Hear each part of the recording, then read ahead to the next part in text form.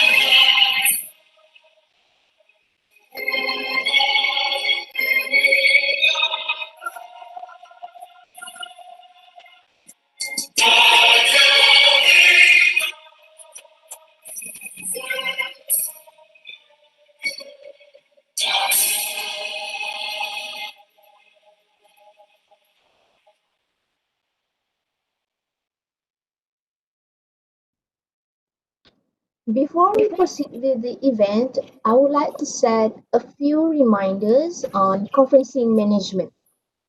All audience are advised to mute your microphone during the presentation. All questions can be written down in the chat box. The moderator will read all the questions in our Q&A sessions. So kindly write down to whom you like to ask the questions and what is the questions. I'll put the format in our chat box.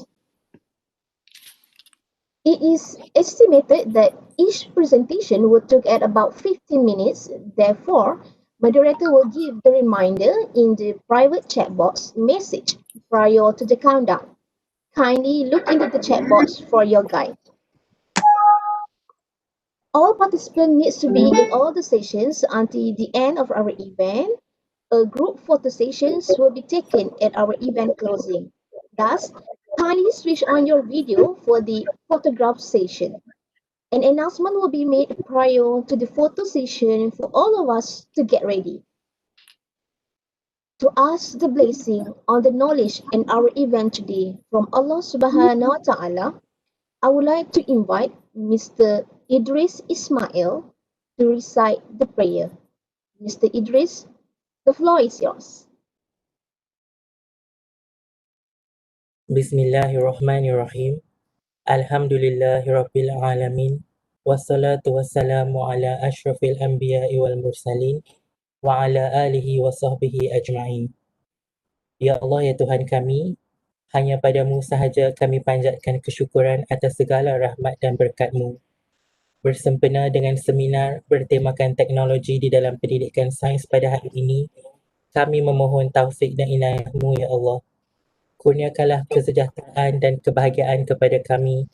Bukakanlah hati-hati kami, lapangkanlah dada kami supaya kami dapat mengisi dan mempertingkatkan ilmu pengetahuan yang berguna untuk agama, bangsa dan negara.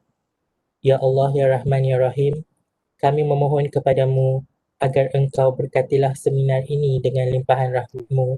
Semoga segala usaha kami dalam menjayakan seminar ini mendapat keredaan dan hidayah-Mu. Sesungguhnya pada hari ini, kami berkumpul kerana-Mu, Ya Allah.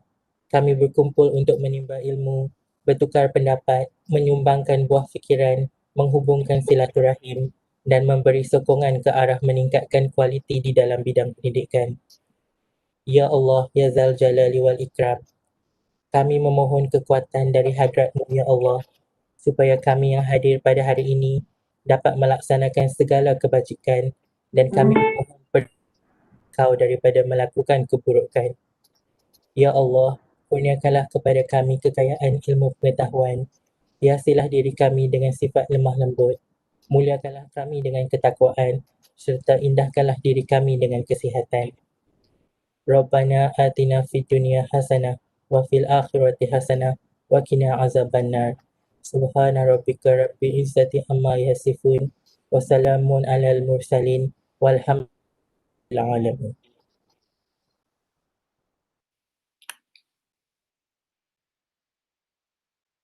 Amin Ya Rabbal Alamin. May what we share today be blessed by the Almighty.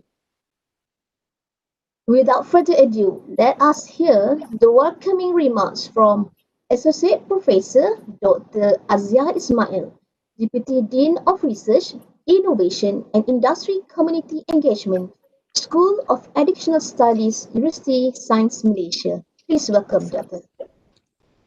Okay, thank you, Miss Moderator.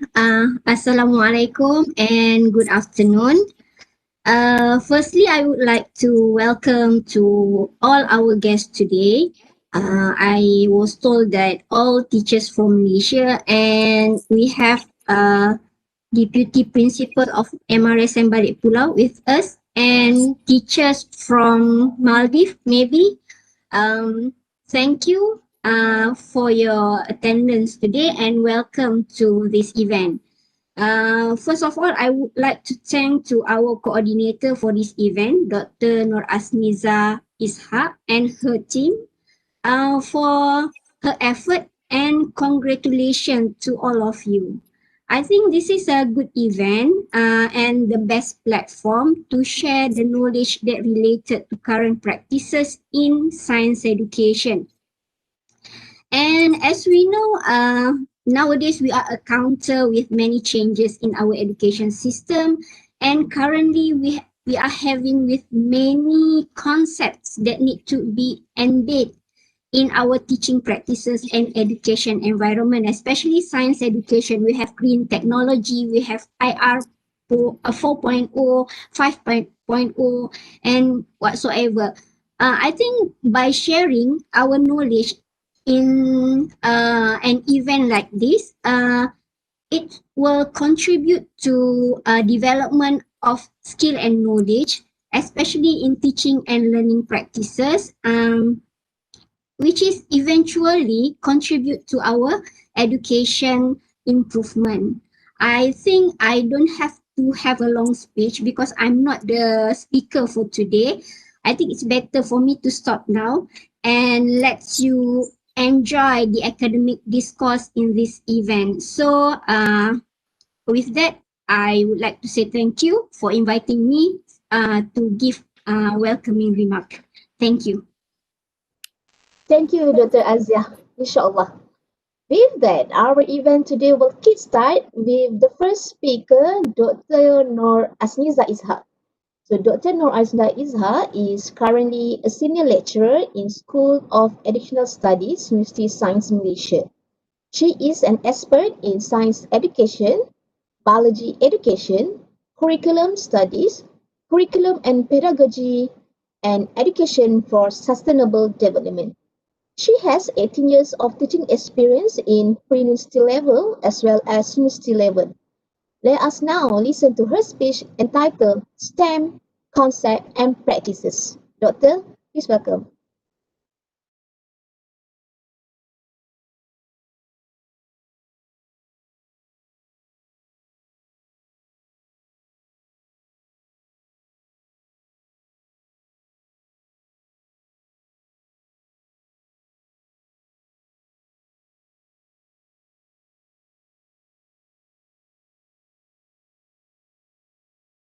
Thank you so much, Madam Moderator, Miss Nurul Ashikin Azhar, which is also my PhD students.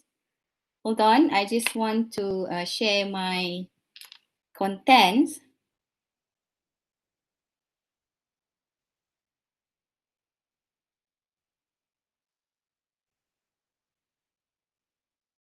Right. I hope all of you can see my slide. Can you see my slide? Yes, Yes, Dr. Dr. Nur. All right.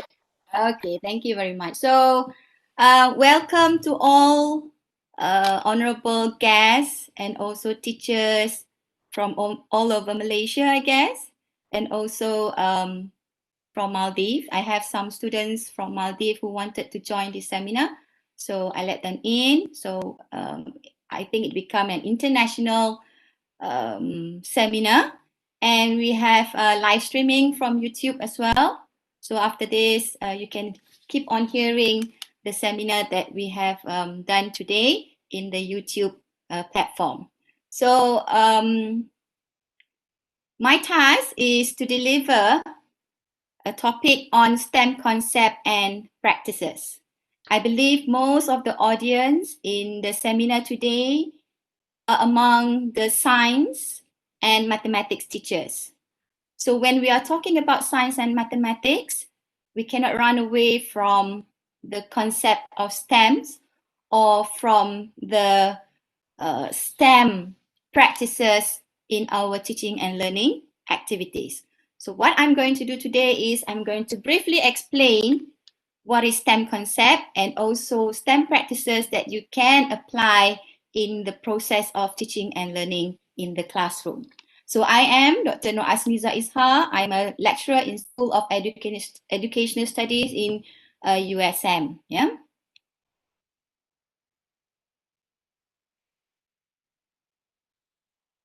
Okay, this is the outline of my presentation. I'm going to briefly explain on the introduction part of what is 21st century learning, and then move on to STEM concept, STEM education concept, and finally STEM education practices.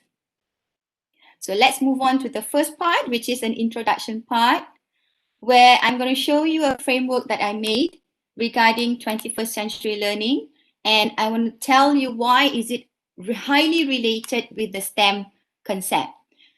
I think most of teachers nowadays cannot run away with the term of 21st century classroom, 21st century learning, 21st century teaching, because we are in the 21st century. So when we look at this framework, what you can see in the 21st century learning is that we require the usage of new skills and knowledge, not just from the teachers, but also from the students. Yeah. And through the process of instilling the 21st century skills in our students, we are actually enhancing the process of communication and collaboration skills among them. And why is it important that we wanted all the skill in the 21st century? So what are the skills in the 21st century? The creativity skills, the critical thinking skills, the communications and the collaboration skills, as well as problem solving skills. And we cannot deny that by having all of these skills, not just among teachers, but of course among students, the students can solve surrounding problem quickly and efficiently. So when they are able to solve surrounding problem quickly and efficiently, we can say that we have developed a student with a highly intellectual. Yeah. And with having all these skills and they become more intellectual, we hope that we will produce a human capital development. Okay, so human capital development require the combination of all these 21st century skills. So why is it important to have these 21st century skills? Our education system, whether schools and universities, should provide a better learning experience and learning space, which will give a flexible, adaptable, and agile to respond to change. And according to according to Professor Dato Asma, yeah, the previous VC of USM, she said that in the 21st century skills, beside the communication skill, collaboration skill, so on and so forth, we also need to instill these three main skills in our students, which are learning and innovation skill, digital literacy skills, and career and life skills. And with these three skills, we are hoping that all the element of 21st century will be in our students, yeah, not just critical thinking, problem solving, communication, so on and so forth, but they also have information literacy, media literacy, ICT coding, flexibility education, lifelong and life-wide education. So we also cannot deny, yeah, as a teacher, as an educator, you cannot deny when you want to teach STEM, which is acronym for science, technology, engineering, and mathematics, you need to highlight all these 21st century learning skills into your students. So how to do that? We will emphasize on the student-centered learning with the interdisciplinary curriculum approach, exposure to different experience, increase the problem-solving skills, which also increase the thinking skill. Therefore, we will try to deliver the STEM. Yeah, so STEM education or the implementation of STEM is always related to the student-centered learning. And student-centered learning is always related to the 21st century learning. Okay, so it's a continuous process. And I guess it's very important for us to highlight STEMs nowadays because one of our agenda is that 60-40 for the entrance to university, yeah, since 1996. And the STEM itself apply Rukun Negara, Vision 2020, and also TN50. Yeah? So why STEM approach? You may ask me, why STEM approach? In real world, a subject or discipline does not exist separately. Authentic learning occurs perfectly when involving the integration of science subject. Yeah? So the STEM approach provides room for integration between subjects in STEM as well as other subjects to apply in real life context. So we are not just focusing on all the subjects in STEM, but actually it can be more than that. So that is why we have STEAM and also STREAM coming after STEM. Yeah. So let's look at what is actually STEM concept. So STEM, like I said, is an acronym for science, technology, engineering, and also mathematics. So briefly, what is science? Okay, you are all science teachers. So what is actually science? Yeah. So science, which deal with and seeks the understanding of the natural world, is the underpinning of the technology. So that's why we start with science, we follow with technology. It's a process of discovery that allows us to connect the facts found to a comprehensive understanding of the natural world. So we learn science because we want to understand. We want to learn more about our natural world. It's the knowledge of nature through observation and experimentation. So it's important for us to know that science involves the process of observation and also experimentation. So what is technology?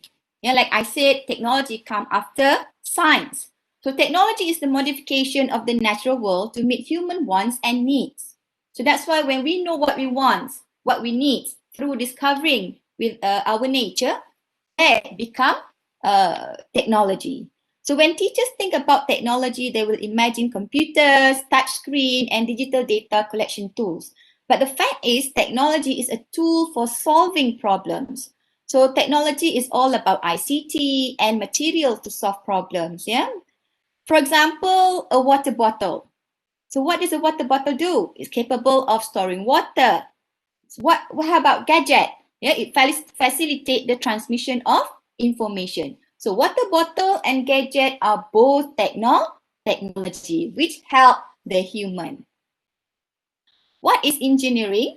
So engineering is the profession in which a knowledge of the mathematical and natural science gained by study, experience and practice is applied with judgment to develop ways to utilize economically the material and forces of nature for the benefit of mankind. So engineering is a science application to meet human needs and wants. So that's why after technology, they come engineering. So it combines knowledge, maths, and experience to design and construct a product. So I make in a capital letter, design and construct. So that when you say engineering to your student, they don't afraid. They won't get afraid because engineering is not about machine and all that. Yeah, machine is engineering, but engineering is more about designing and constructing new products so that it will be useful for you, for human. Yeah, and of course it requires critical and creative thinking skill. And the last word for STEM is mathematics. Yeah, mathematics is the science of patterns and relationship, areas of study that study quantity, structure, space, and change, and also involve numbers. So why is it important for us to apply STEM? Yeah, the economy of the future depends on STEM. A lot of new STEM jobs will come in the future. So now I move on to the STEM education concept. So we know what is STEM. Moving on into education perspective, we have STEM education. So why STEM education? So the technology of the future will be something thinking out of the box. As a teacher, you prepare your students for future careers. Yeah? We teach and we want them to have their own career in the future that of course relevant to the world of progress. So as a student, you equip yourself with the skills and qualification for a STEM career in the future. So what are STEM career? Engineer, become a doctor, become YouTubers is also a STEM careers. Yeah, TikTokers is also a STEM careers. Yeah. So looking at this Malaysian talent pipeline in 2016, so it about 4 years ago, what you can see is that there is a shrinking of numbers of students who are taking STEM area, yeah, from 100, okay, I put it in ratio from 100 or 40,000 SPM school leavers who are taking STEM. In pre-university, it narrowed down to only 300,000. For undergraduate to 200,000. For master, 20,000. And what happened? Only 4,000 out of 400,000 students who took SPM in science area will take PhD in science or in STEM. So this is a worrying for our country where we can see that students does not have much interest in taking STEM during their study in the university. Okay, so it's worrying us. So when we look at this graph, we can see that there is a proportionate relationship with the survival of a country and developed and technologically a country. So when the country is developed and having technological, we can say that they are more survival. So that country is more survival. Same goes with this graph. When the country are more advanced and technologically global, they are more complex and sophisticated STEM careers. Or when more complex and sophisticated STEM careers, more advanced and technologically global the country will become. Yeah, so it's increasing. Yeah, so when you are having more STEM careers, you become more developed country.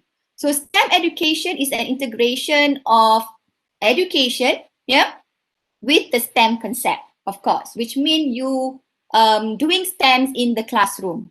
So the STEM integration approach is an attempt to integrate teaching and learning between two subjects or more subjects to STEM component in school. Not just necessarily have to be 4 subjects, it can be 2 or more. So how we can integrate science, technology, engineering, and mathematics? We can use project-based, problem-based, inquiry-based, use problem-solving technique in STEM, real-life application, provide students to multidisciplinary career, and expanding generic and technical skills. So according to Dagger 2010, there are so many STEM approach that you can do. One of it is silo approach. So what does it mean by silo approach? STEM integration education refers to instruction where each STEM subject is taught separately or individually. You don't combine the subject. Yeah, let's say you teach mathematics, you only use mathematics, it is still STEM education. Second one, according to Duggar, is the embedded approach. What happened in the embedded approach is that focusing on this domain of knowledge, which can be gained by focusing on problem solving, techniques in social, cultural, and functional context in real world situation. So you start to embed more than two STEM subject, yeah, mathematics with science, technology with engineering. Okay, so you are using embedded approach. And more advanced is that the integrated approach. Through the STEM integrated approach, each field is taught as if they are integrated into one particular subject. So integration can be done with at least two disciplines, but it can also involve more than two disciplines. You mean in this particular subject, you have to integrate all the discipline of STEM. So how we can practice it? Like I said, you can use project-based learning, inquiry-based learning, problem-based learning in your teaching and learning in the classroom. Yeah. So you as a teacher, you really have to clearly define project versus project-based learning. So project is not project-based learning. So this is just a slide showing to you that all this while, when you think you are doing a project, that is not actually a project-based learning. Yeah. Project-based learning is at the end, student choice to determine the outcome, and they need to showcase the outcome. So this is the project-based learning, but you can also do problem-based learning as well as inquiry-based. And according to Joanne Vass in 2013, yeah, she divided STEM integration into 3 different levels, which are multidisciplinary, interdisciplinary, and transdisciplinary. So it would be the best part when you are able to do transdisciplinary of STEM in your classroom. But if you are just a beginner, you are trying to practice STEM in your classroom, don't be shy to start with the discipline followed by the multidisciplinary. Then you can slowly merge or integrate into interdisciplinary and transdisciplinary.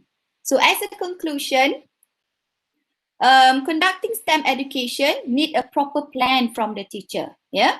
And STEM is very important to elevate or enhance, yeah, 21st century learning skills. And to do this, we need to do student-centered learning and forget about teacher-centered learning. And at the end of it, you really need to get feedback from the students on how does the STEM teaching have been done in your classroom. Tak boleh shock sendiri, yeah?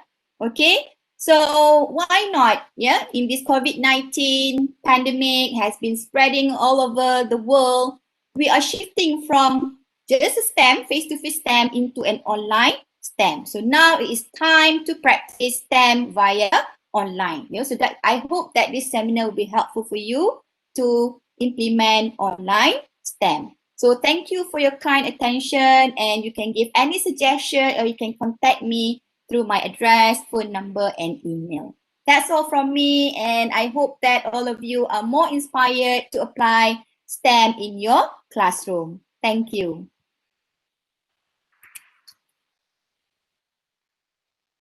Thank you so much, Dr. Asniza. I believe the sharing ignites the idea to implement in our teaching and learning as school just started. Okay, so our event today will continue with the next sharing session by Dr. Haji Muhammad Norawi Ali. Dr. Haji Muhammad Norawi Ali is also currently a senior lecturer in School of Additional Studies, University Science Malaysia. He is an expert in science physics education and educational technology and have splendid experience in science education. Without further ado, let us welcome Dr. Haji Muhammad Norawi Ali with his speech entitled STEM and Everyday Life. Please welcome.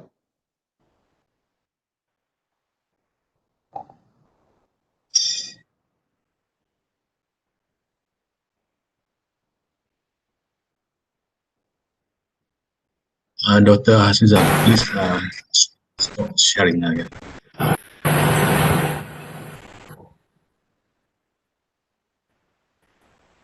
Bismillahirrahmanirrahim. Assalamualaikum warahmatullahi wabarakatuh.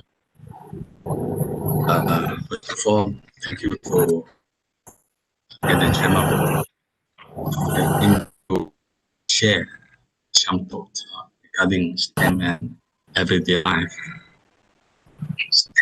I hope you all can hear my voice. Is it clear or not?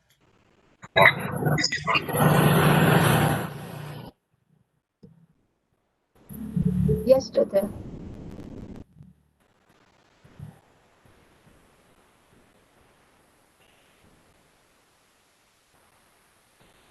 Bismillahirrahmanirrahim. Okay.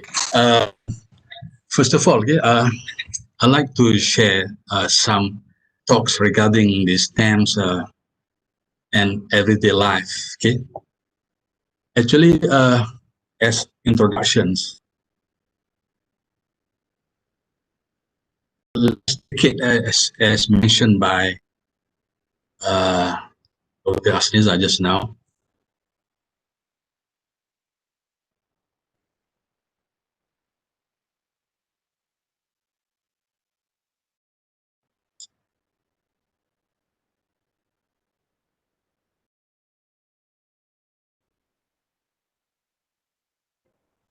Sorry for my mistakes, is technical problems.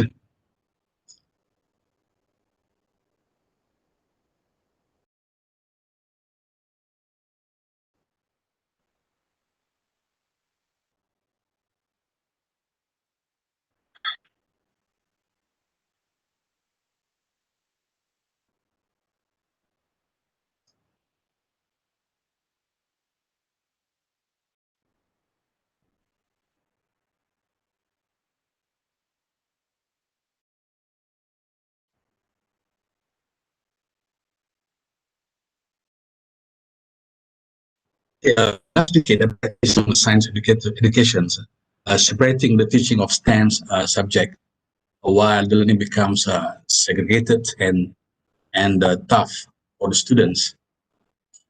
And now we have to look into making science and teaching more simple by looking at the activities in our daily life. Okay. I'm sorry about, I mean, there's something wrong with my slides. Okay, let's start with, I mean, our daily activities. When we cut in the mornings, we want to have some drinks. So in making a drink, for example, like making the teh.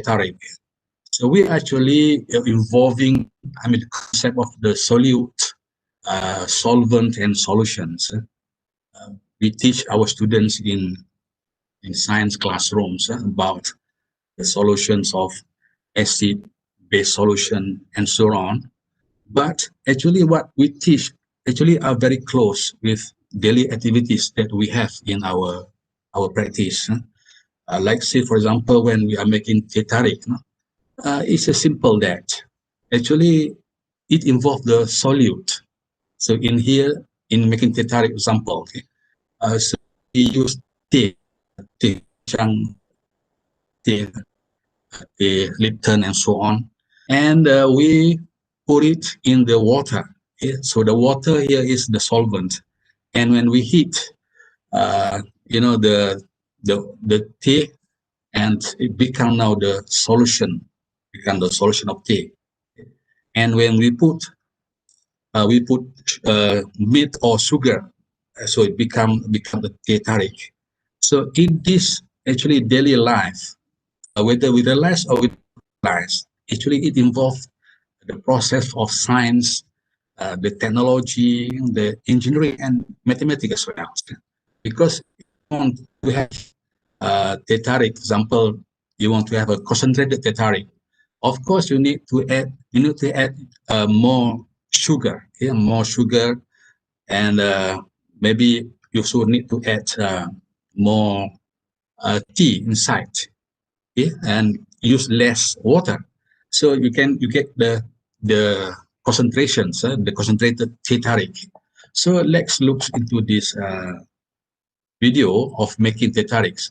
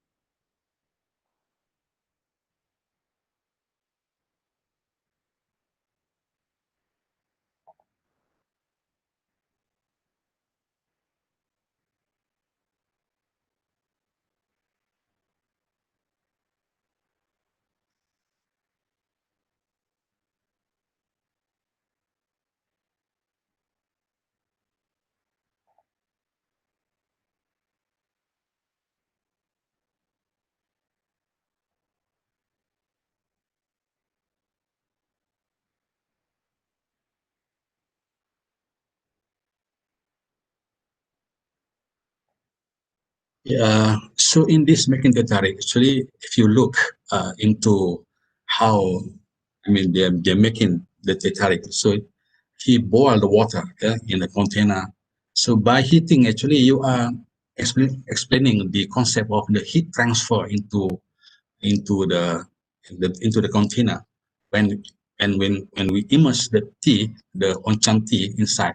So it'll become the you will they will this will be you know spread the colors into the waters, and this will bring the beautiful color of the tea. And when we add some sugar, or we add some milk inside this container, and it's become a very nice tea. And when you cool the tea tarics, and this process of actually we are releasing the heat from the tea tarik, so that becomes the tea becomes less hot. Okay.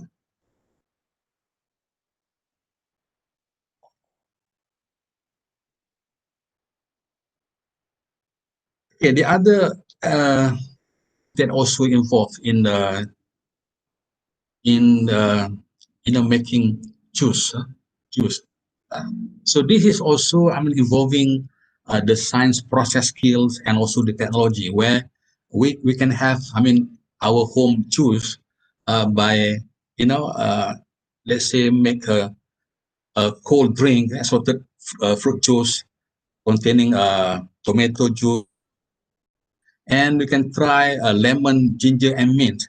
Actually, in the homemade juice, we are involving the manipulating of in the ingredients in our juice. So this will make the process of inquiring become become very practical, because we are dealing with our daily life about making our juice by ourselves. And you see in the home cooking, for example, using the pan, the non-stick pan. And so by using the non-stick pans, we are actually we can reduce the consumption of oil and also the consumption of gas, and this will make our products much better and more tasteful. Uh, okay, so in the cooking rice, for example, there's a lot of mathematics and science involved. Simple the ratio of the rice, the water, and also the right utensil to be used to produce a nice cooking rice. Okay? Actually, by practicing this, we are actually encouraging our students to the STEM projects. So let's look into this video, simple explanations about how to cook rice nicely.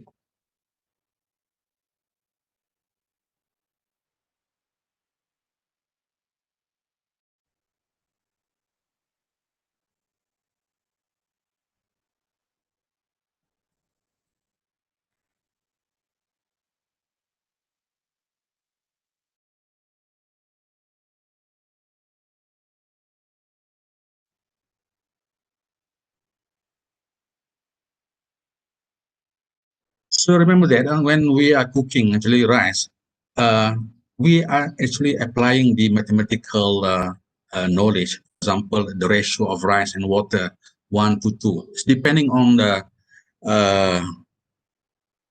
our taste, and some people like to have a big hard rice, so we can reduce the size ratio of water and rice. Maybe 1 to 1.5, okay, rather than 1 and 2. Okay, but if you want to make a porridge, so the ratio is one rice, maybe 10 or maybe five volumes of waters. So this is actually involve the scientific and also the knowledge. And when we cooking rice here, so you can add some flavor, to the rice.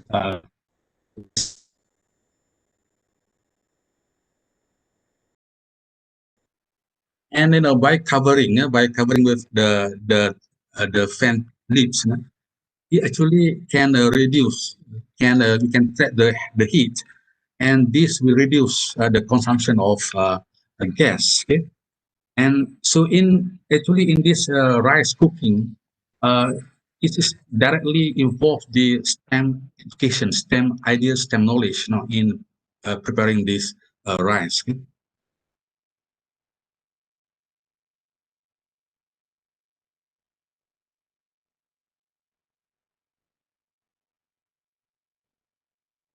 It involves, a few steps, like rinse the rice. So actually, we are actually clean the rice. So we are focusing on the cleanliness of the rice, okay? And also remember the ratio. This is the mathematical knowledge that we should apply.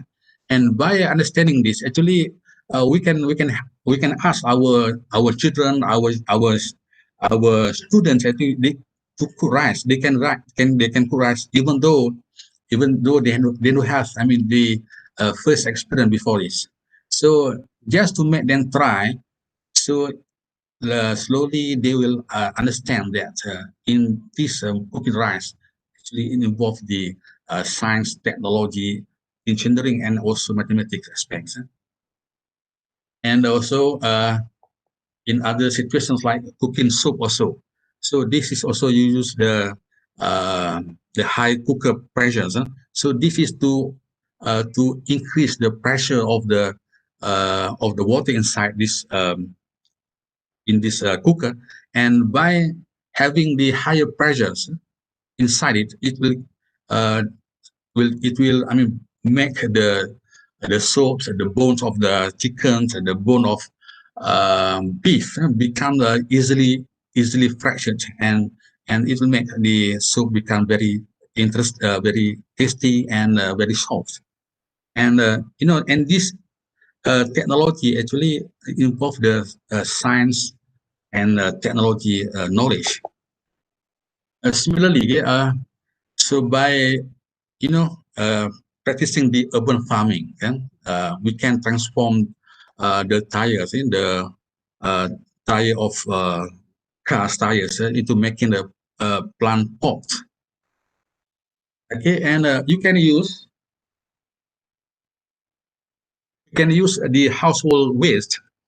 For example, like we have a stale rice. We have sometime after washing chicken, washing fish, no? So, so the blood of chicken, the blood of fish can be used as a natural fertilizer to fertilize our plants. So this is very, very good actually when we are knowing that in those, waste, the contents of minerals, contents of natural fertilizer that we can make compost for our plants. Okay, and this is another things about the hydroponics, where the student can grow plants in the urban farmings. So by using technologies is about, the concept of water flow, the concept of pressures.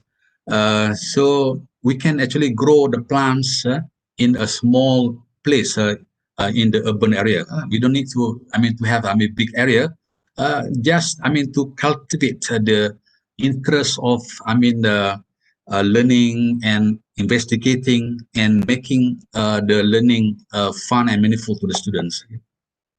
And in fact, in some rural areas, we can use bamboos as a replacement for the pipes. So this need creativity and need some sort like the um, the ideas how we can relate what the bamboo can be used to make the rack of the hydroponic. This is some of the household waste that can be transformed into making organic compost. Currently, we simply throw away the banana peels, fish bones, into the garbage. But if we practice, the green practice by making it as a materials to make compost. You can put it in the pot, and then you can add the soils inside the pot and leave it for a few weeks. Then you can add another. Maybe the other taste when you have another, egg shells, chicken bone, and so on. You can add into the shelf into the plant pot and leave it for a while. In about 2 weeks or 3 weeks, maybe a month. So the ingredient become a natural compost, which is good to be used as a fertilizer for the plants. Okay? And this is the mathematics of the box. Now, so by studying or by looking at the box, we see in the first impression, it's just like simple things. It's a box, but from these ideas, the box as a cuboid, you have the width, the depth, and also the height. And from this idea, actually can be transformed into many things that, for example, like making the rack, okay, rack, but using the ideas from the box, okay. So we can transform it into making a rack, and this rack can be used for many things, for storing the utensils, for making maybe the rack for putting the hydroponic systems inside it, okay, on top of it. Okay,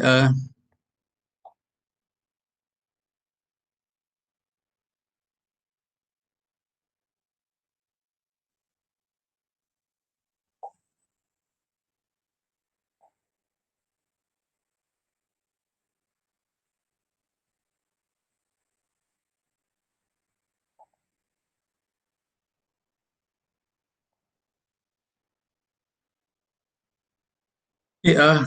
So other things is about the construction of carpenters. Also, this one also use the mathematical ideas, how you want to measure and construct the constructions.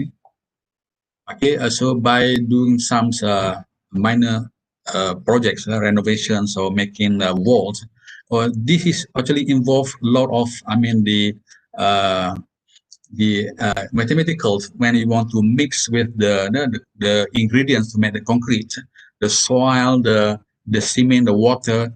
Actually, this is involve um, the ratios of ingredients to be used in making this wall and constructions. And also in the pickling industries, this involves a lot of, the concept of solution, the acid-based fermentations. And also in the application, you can use the bottles, plastic bottle, to make a safe watering systems for growing vegetables, like here, bayam Brazil, and so on.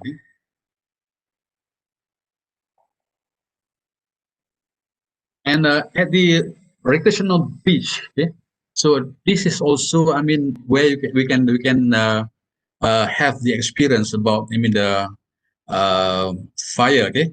um, so to get heat by having the fire here, and so we can experience the sea breeze, and then also the land breeze at this beach.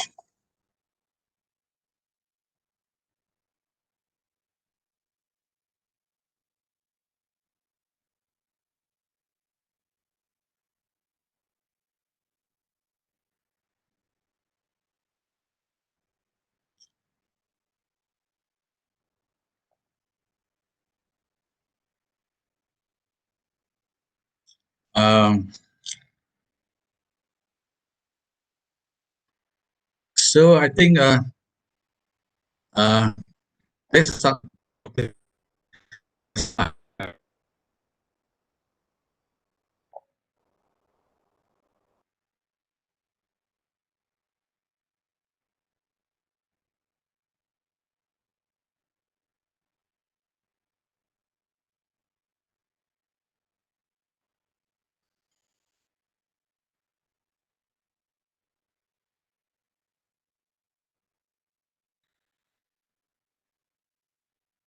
Okay, and the last part, maybe this is also using the the application of science and technology. Some when we are going to make salted duck eggs.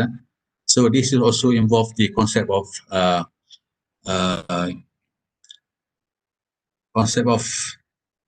densities of the salt solutions.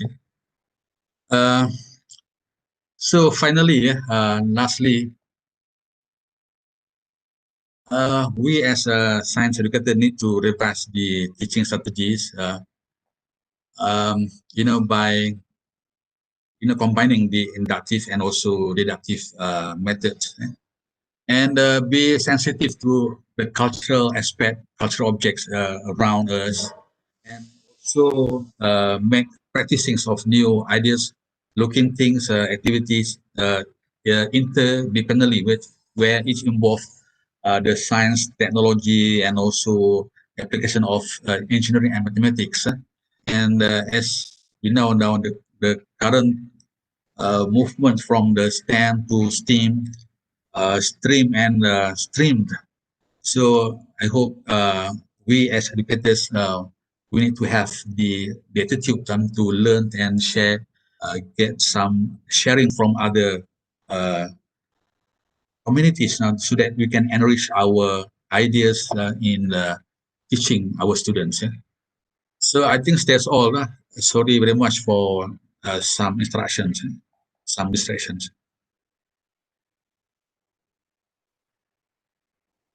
Thank you so much, Doctor, for your valuable sharing, which we may use to enrich our teaching and learning pedagogy. We will now hear the sharing from teachers on the field. Our next speaker will be Teacher Tan Cher Eng from SJKC Khao Kwang, Pulau Pinang. She has 7 years of teaching experience related to science. Thus, let us welcome Teacher Tan Cher Eng with her info in the concept of technology in science education.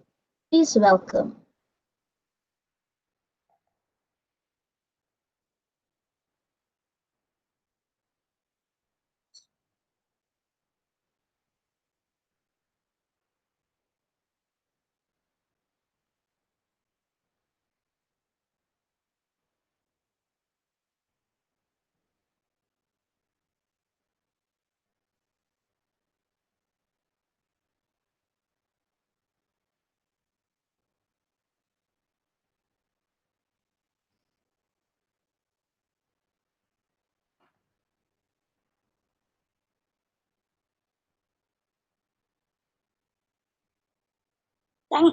Thanks, Miss Moderator.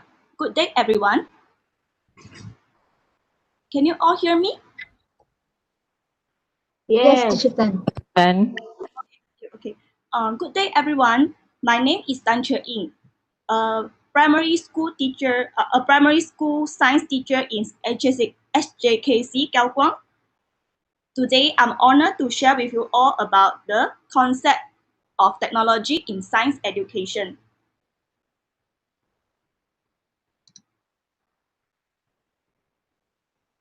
Science teaching is such a complex, dynamic profession that it is difficult for a teacher to stay up to date. For a teacher to grow professionally and become better as a teacher of science, a special continuous effort is required.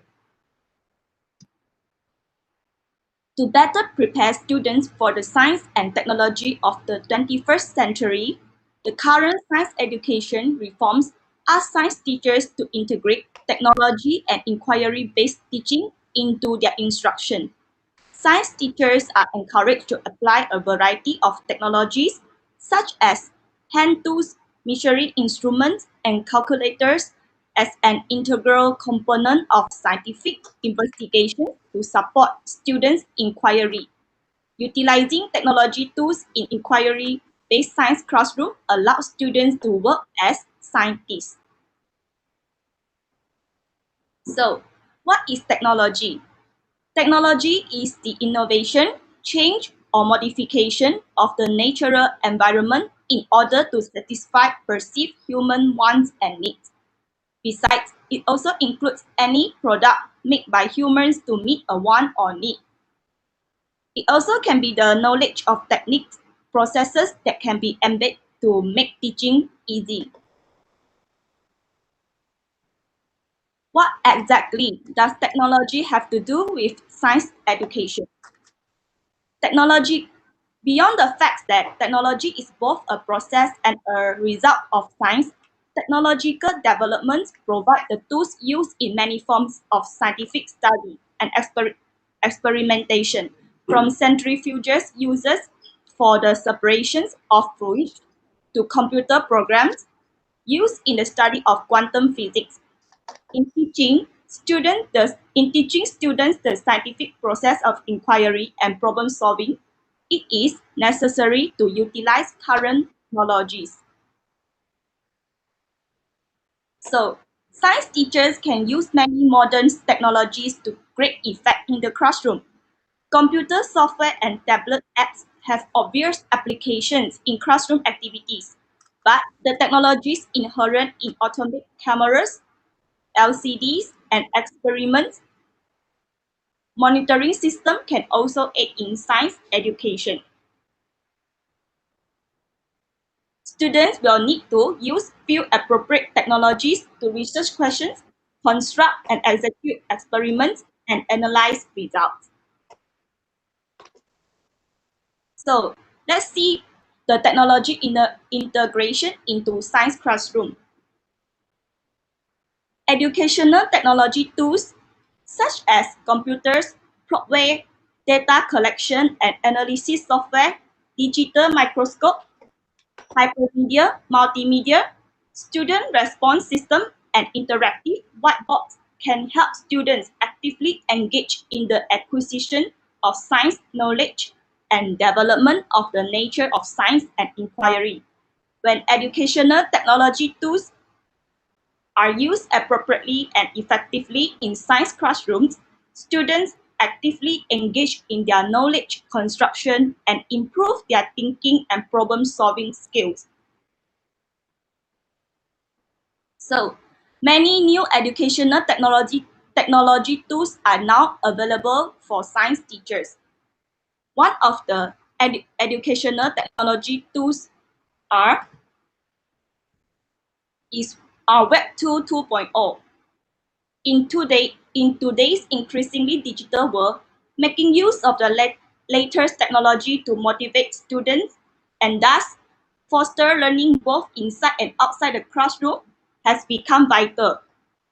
It is now clear that the way students think and process information is fundamentally different from their predecessors thanks to the ubiquitous environment that they are living in and the sheer volume of their interaction with it. Therefore, it has become indispensable for teachers to adapt their teaching to meet their students' needs, to motivate them considering their learning styles and to facilitate their learning by using tools and techniques that appeal to their students. So, to achieve these goals, teachers and instructors need to understand what opportunities Web 2.0 tools provide for teaching and learning and how they can effectively implement these new tools in their teaching. What is Web 2.0? While Web 1.0 sites promote that diffusions of knowledge, which are produced by experts, but Web 2.0 support user contribution to knowledge and content. By transition of websites live transformation from knowledge storage to information link site, Web 2.0 applications require and support users to contribute to site. By the way, users can develop content. There are many Web 2.0 definitions, and each of the definitions emphasize different features, but generally, the definitions put forth these attributes: collaboration, active involvement to content, producing knowledge, and sharing ideas and information via web.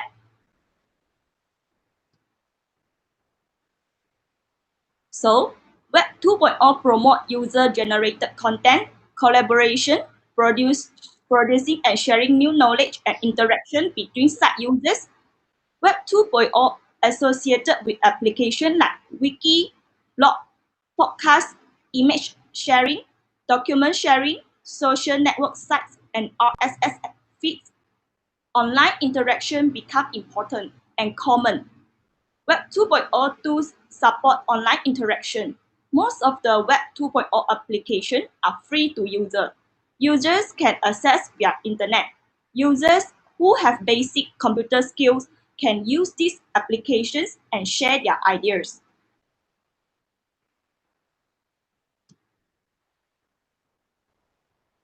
Wiki, blog, and other Web 2.0 web tools are cooperative learning tools for the science classroom. Haverty, Ken, and Dana said that students' use of technology in their science classroom is highly correlated with the frequency of their science teachers' use of computer application tools.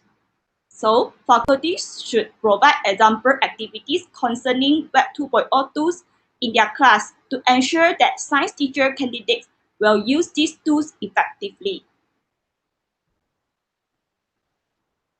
Now, I would like to share with you all about TPAC.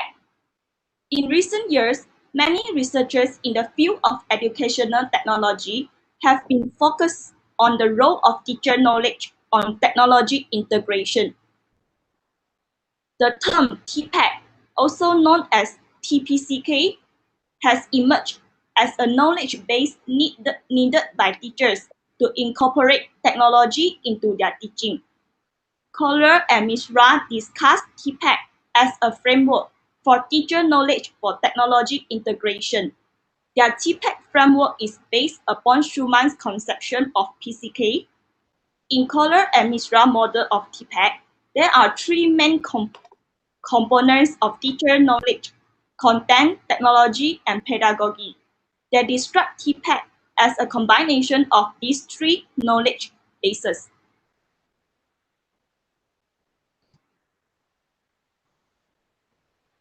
While McCurry investigated science teachers' TPAC, pointing out that four knowledge bases are vital to science teachers' development of TPAC, which is content, students, technology, and pedagogy.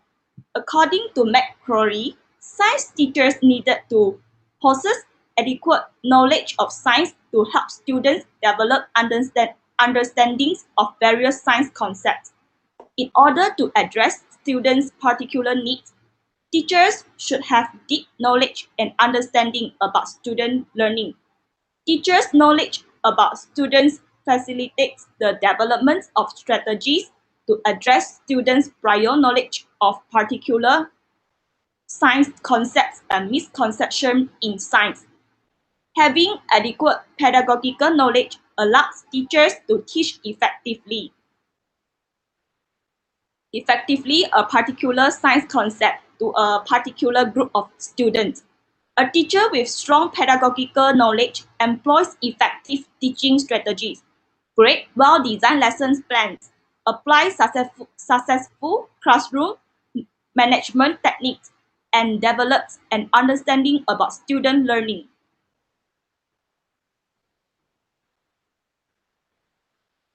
Furthermore, well-developed knowledge of technology allows teachers to incorporate technologies into their classroom instruction.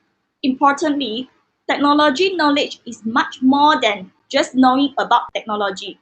A deep understanding of technology is needed to use technology for effective classroom instruction, communication, problem solving, and decision making.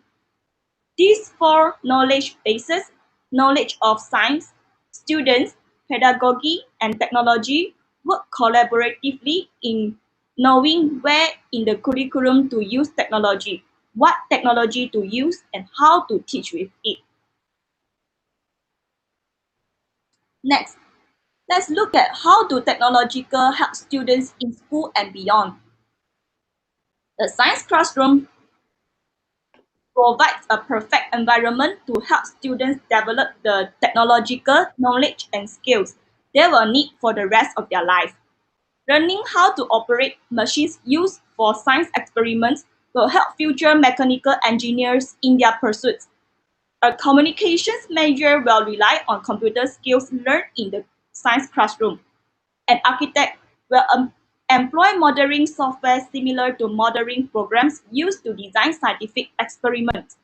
And beyond future employment opportunities, these forms of literacy will help students make informed decisions as both consumers and global citizens.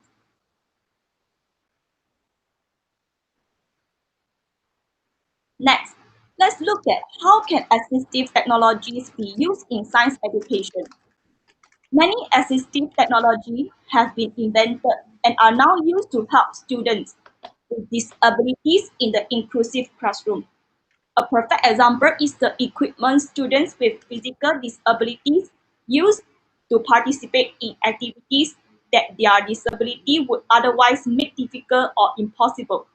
The most obvious example might be a student with paraplegia using a wheelchair to move around the classroom, or a student with visual impairment might use a text-to-speech program or text enlargement screen readers to read materials.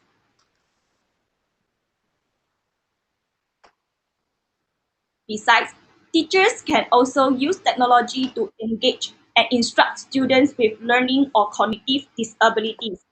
Tactile and visual learners can benefit from interactive computer or tablet-based lessons.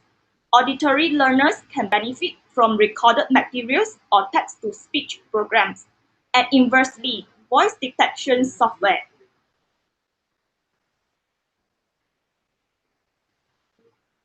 Lastly, besides being essential to the science classroom, using current technologies can help all students engage in learning, leading to motivation to study the science more in depth. Instilling this love and deep knowledge of science and affinity with technology is one of the most important things today's teacher can accomplish. Being competent, or better yet, excelling in these areas will help students perform and succeed throughout school, their careers, and their personal life. That's all for our group presentation today. Thank you.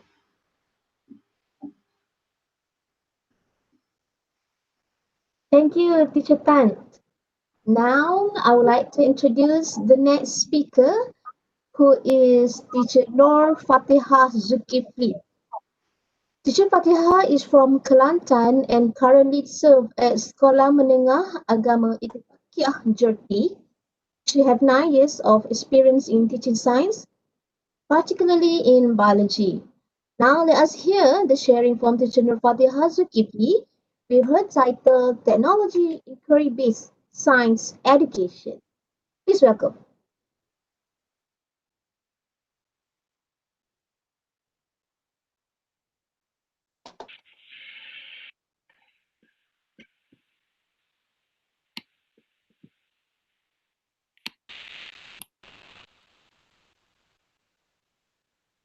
Assalamualaikum warahmatullahi wabarakatuh.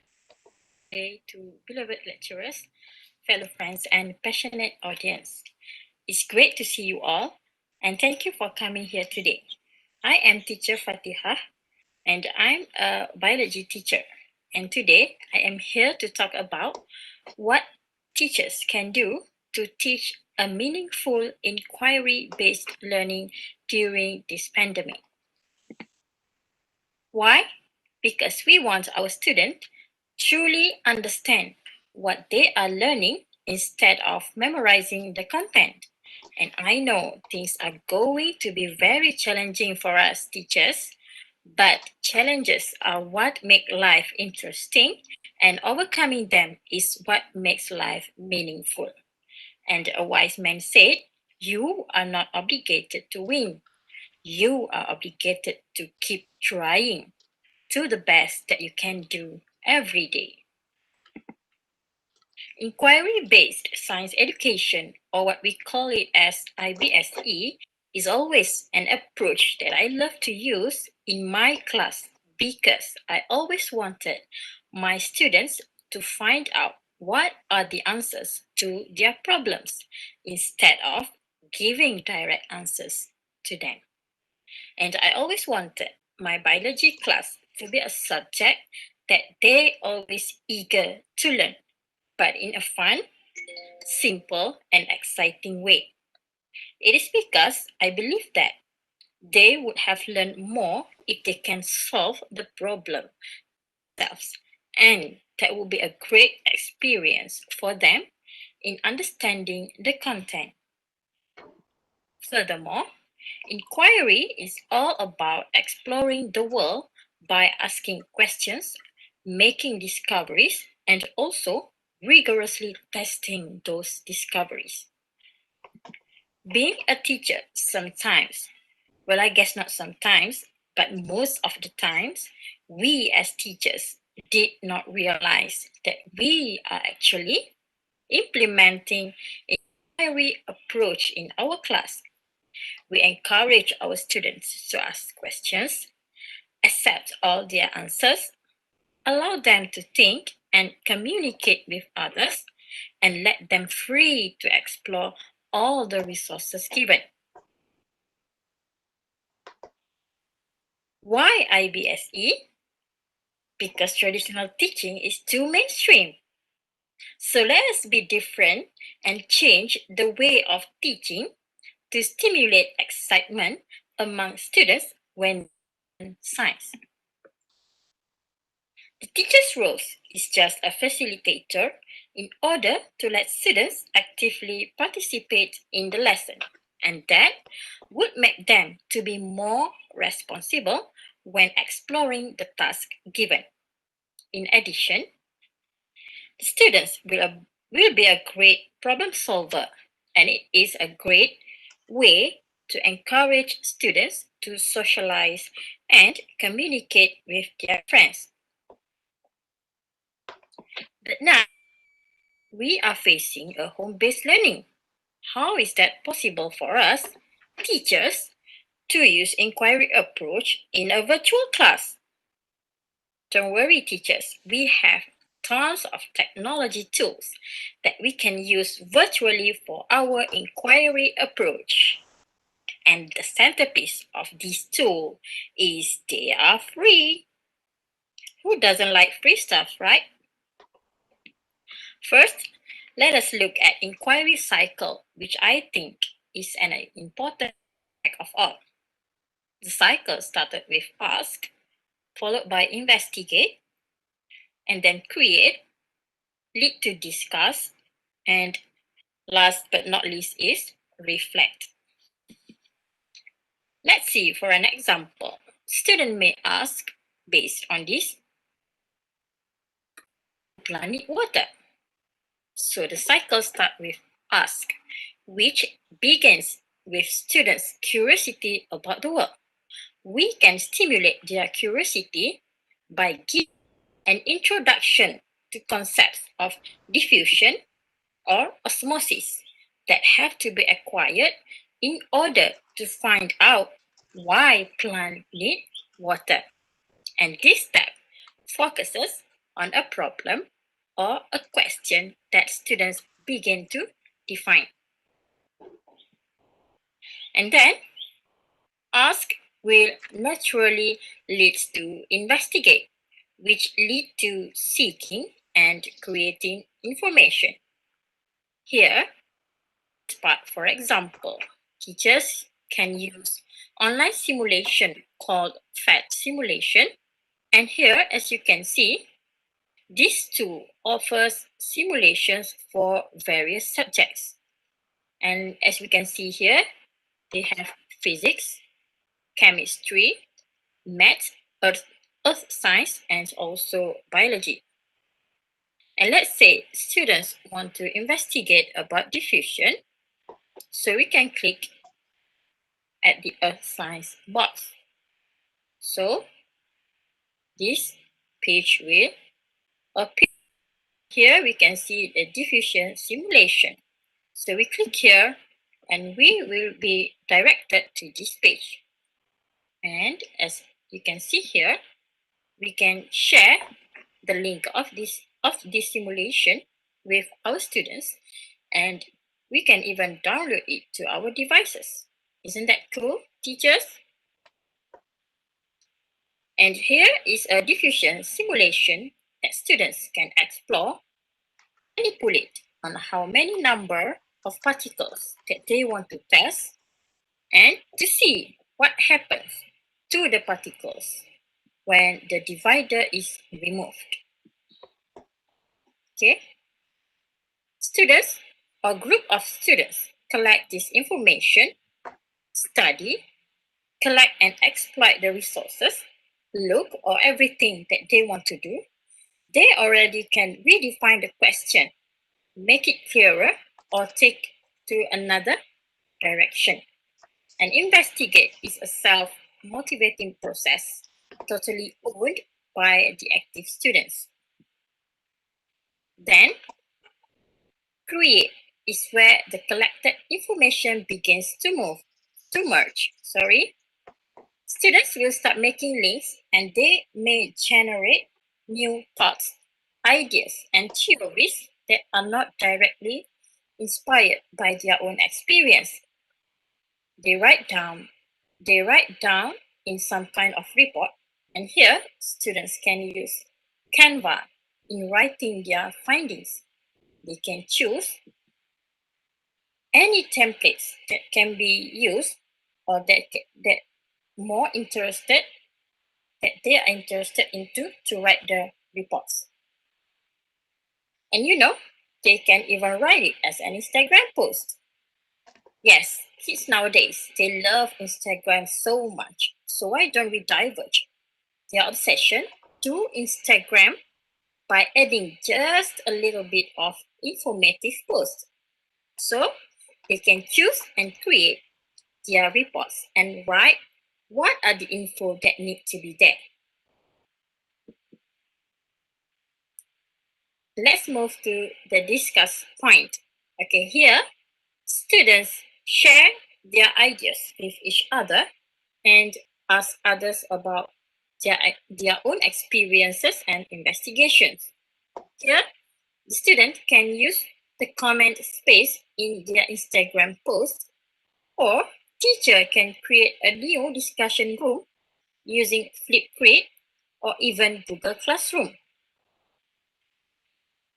In Flipgrid, teachers can make a discussion group to a more privacy and only invited specific students, or we can make it into a public group where everyone can join the discussion and share the ideas.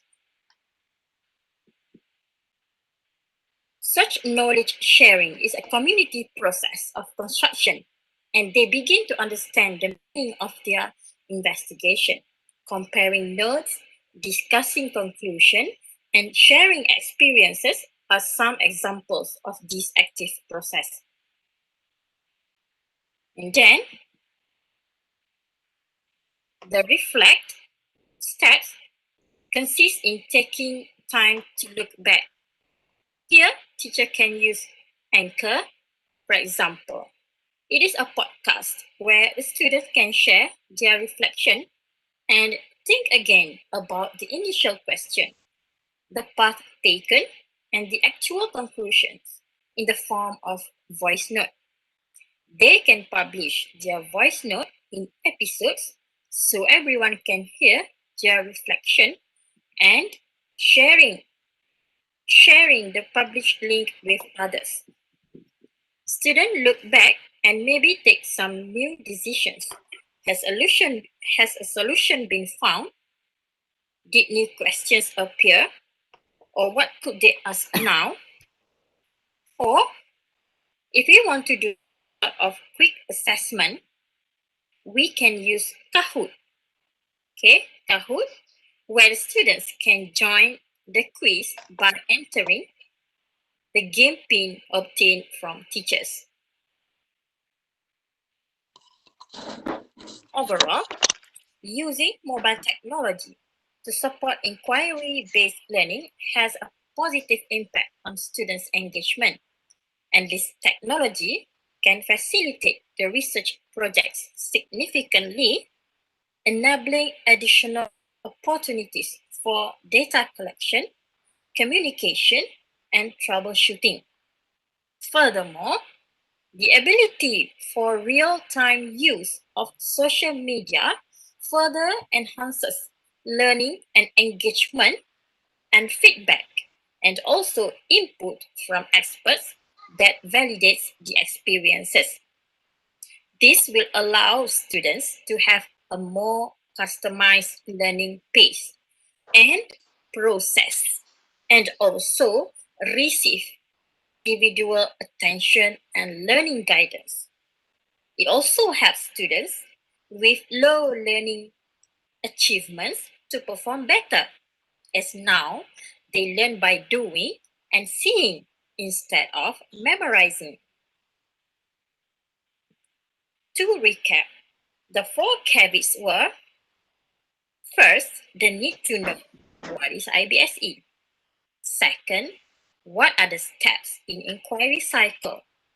Third, what are the examples can use, what examples of technology tools that teacher can use in inquiry-based learning? And last but not least is the implications of technology in inquiry-based science education. I hope this sharing will be a great opportunity for you and for you teachers to learn and use it for your students in the future during this pandemic. So, it has been a pleasure torturing you all with convoluted diagrams and wordy speeches. Have a great day, everyone. Thank you. Very Thank good you, day to Teacher everyone. Thank you, Fatiha. moderator, thanks to moderator for introducing me. I am very honored to be here to share with you my case study in chemistry education. I am sure some of you are chemistry teachers, right? Many of Teacher you Lau? probably have. Teacher Lau? Yes. Yeah, we will introduce Teacher Azira first.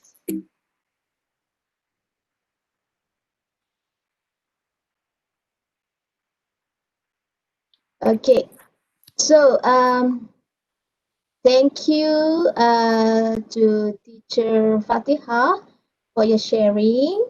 So may the sharing ignite the idea for the rest of us in applying it in our pedagogy under this new norm situation, inshallah. So in looking into the applications of augmented reality, virtual reality in our science education, now we will hear the sharing from teacher Nur Azira Akbar. And teacher Nur Azira Akbar is currently served at SMK Convent Greenland, Pulau Pinang, and have 10 years of teaching experience for teaching science and chemistry. With that, let us welcome teacher Azira. Thank you to moderator. Can you hear me? Yes. Assalamualaikum and good day to everyone. So first of all, I would like to thank to Dr. Asniza for giving this opportunity become one of the speakers for this seminar, because this one is my first experience here. So my name is Nur Azira binti Akbar. So I'm teaching science and chemistry at SMK Convent Greenland. And now I'm full-time study as a master student in science education. So as we can see that the title here is Application of AR and VR in Science Education. So this is a very hot topic and also it's a wide topic here. So for me, today I just discuss a simple part for this AR and VR regarding to the article related to this topic. Okay, so before I start my presentation here, let me share a short video regarding to this topic.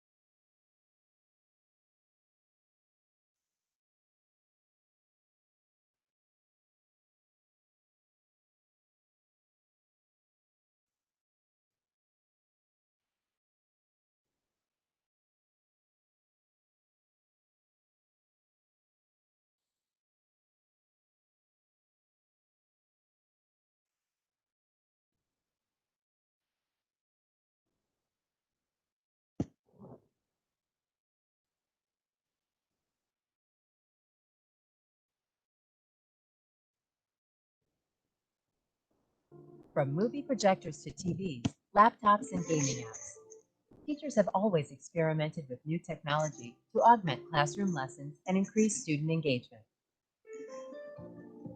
Today, two of these new technologies are especially exciting for educators: virtual reality and augmented reality. So what are they, and how do they differ? Virtual reality, or VR, is immersive. With the help of some specialized equipment, you're interacting with a computer-generated environment. Augmented reality, or AR, is non-immersive, meaning you're superimposing sounds, images, and text on what you see. What do these technologies have to do with actual learning? In our thought leadership brief, we talk about how VR and AR stimulate student interest, deepen understanding, and engage both the left, critical, and right, creative sides of the brain for maximum innovation. With VR and AR, students get to experience the benefits of holistic thinking as they craft their digital stories. Fujitsu tablets and 2-in-1s enable VR and AR so students can create and collaborate in 3D away from their desks throughout the school day. Students can begin using AR and VR as early as elementary school. In fact, many student gamers take to it instantly. Just imagine what children could do with creative tools like these. With over 40 generations of mobile PC product innovation, Fujitsu has developed a reputation for providing reliable mobile solutions to educators worldwide. Fujitsu mobile devices bring virtual and augmented reality into clear view with high-performance Intel processors, large crystal sky displays, and pen and touch technology. And Fujitsu devices run all day on one battery charge, so you never miss a thing. Helmets on, tablets in gear. Let's begin your VR and AR journey today. Learn more at education.fai.fujitsu.com. Fujitsu products feature Intel Core i7 Pro.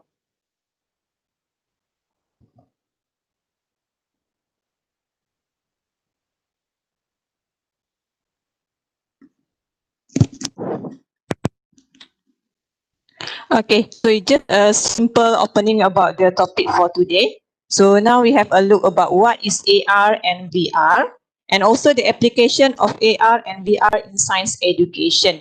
So for the application for the AR and VR in science education, so I will separate for the certain subject, for example, physics, chemistry, and also biology. Okay, so this is the outline, introduction of AR and VR, application of AR and VR in science education, benefits of AR and VR in teaching science, and also last part is the appendix. So this is the introduction part. Okay, so the introduction here is what is virtual reality. So means what is VR. So we have two definitions here.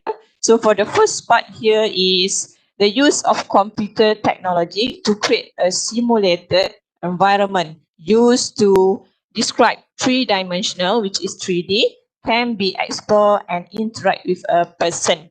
Okay, another definition here is regarding to the illusion of participation in a synthetic environment. So we have 3D, stereoscopic, we have head track display, hand body tracking, and also is a binaural sound. So this one will immersive and also multisensory experience. So this is introduction part for the VR. Next, we look at what is AR. So this is introduction for the augmented reality, or we call as AR. So AR here means a technology which uses real world camera image and virtual objects placed at specific points, okay, which is simultaneously providing for the interaction and also interpretation here through the resulting program. So another definition part for the augmented reality here is the combining of virtual and real objects, providing real-time interaction and also presenting the 3D object, which are important features of the AR technology. So this is result in a different learning experience in which the sense of reality is created. So in this way means that a permanent learning environment which is created makes the information become concrete. So these two are also definition for the augmented reality. For the previous slide is about virtual reality. Now we go through to the application of using VR in science education. For application using VR here, I choose biology as the example here. So based on the article, regarding the article here, the title is Virtual Reality for the Biological Microscope in Experiment Education in Bangkok 2019. So based on this article, so they use VR. VR here is 3D, three-dimensional microscope in teaching biology. So this VR will become the technology aid biological microscope learning system. So the structure of the microscope is described 3D model. So for the each component represent their topological interrelationship here. So this one is for the VR here, and also associate among them being established. Okay, so it also have the interaction behavior of the model was specified, and also a standard operating guide was compiled. Okay, the motion control of component was simulated based on collision detection. And also it have the VR subsystem here is to stimulate operating the microscope and associate interactive behavior that allows users to observe and operate the component of 3D microscope model. Okay, by means that a natural interaction in an immersive scenario. So this is example for application in science education using the VR. So here we use the biological 3D model. So this is example for the VR. Okay, we use the Google Cardboard. Okay, so this is the phenomena using VR. Okay, next is application of using AR in science education. So for using AR, so I will discuss two articles here. So article number 1 is about the chemistry subject. So the title here is Using Augmented Reality to Experiment with Elements in a Chemistry Course 2020 in Taiwan. Okay, so for this AR, we use element 4DX.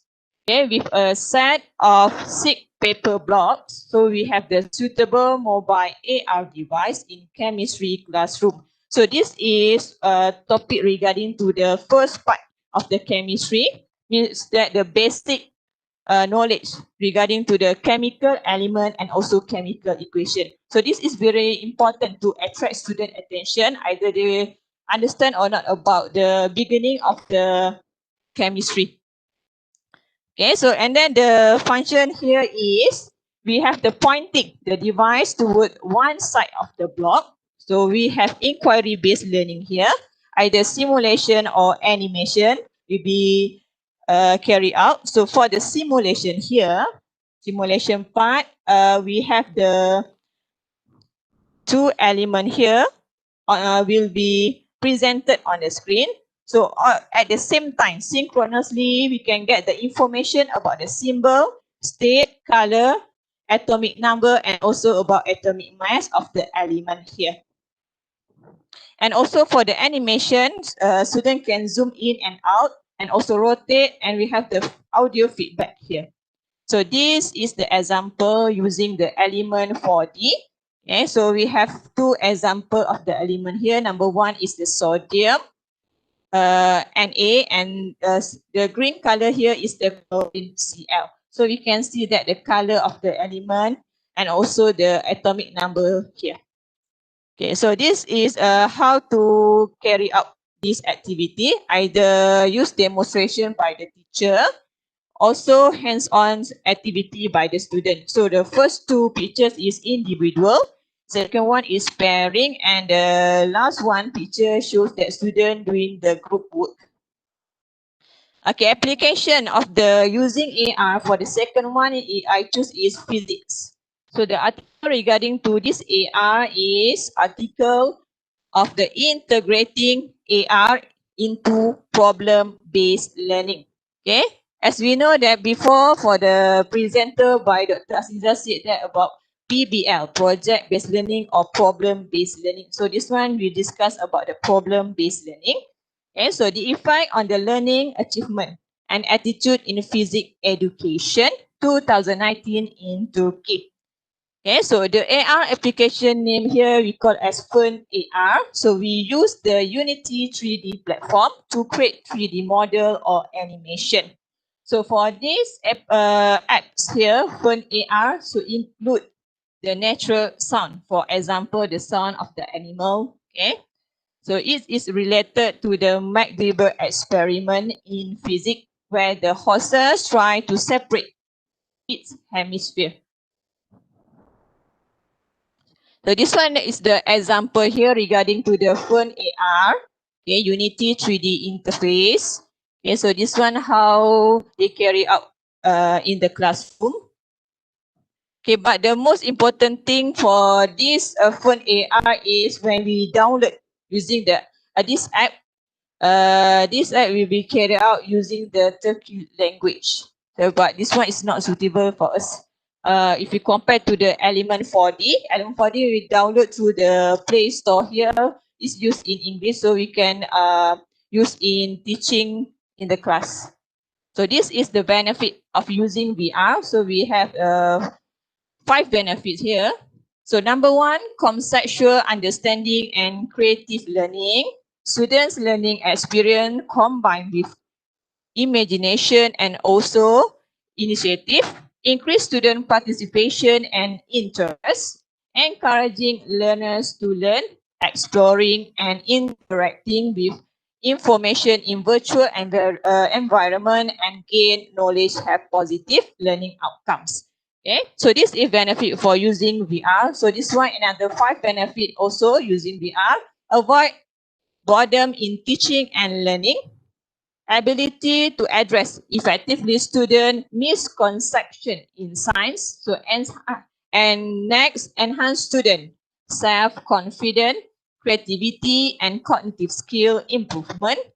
And VR also become the contemporary educational tools and also lead to a positive attitude towards science. Okay, this part is about the benefit of using AR. So for the using AR here, benefit number 1 is about the improved user sensory perception of the real world. Superimpose virtual elements to physical environment. New dimension to education. They creating an interactive and also immersive environment and provide flexibility in learning. And the next is about the strengthened real-world context awareness and also facilitate learning. Okay, so it also reduce of cost and suitability of use the laboratory cost. Okay, for example, when we have not enough apparatus in the lab, so we can use this AR. Yeah, and also reduce cost by exchange virtual counterpart with expensive laboratory equipment. Allow safe application of the potentially hazardous tests. Increase student participation, learning by entertaining and also saving time and space. As we know that for the hazardous tests, actually kalau we use for the chemistry here. Okay, chemistry we have several tests or experiment that is very hazardous and cannot do in a lab. So using this AR, we can hands on this experiment. Okay, this last part here show how to install the Element 4D. We can use the Play Store. So this is the Element 4D here. So we have the AR part, quiz, periodic table. So this is the periodic table part. For this periodic table, you can see the atomic size, ionization energy, electronegativity, and electron affinity. Okay, for the quiz part here, we have 3 types here: atomic number, element in picture, and symbol. This one is the example for the question in the quiz. Okay, so that's all from me. Thank you.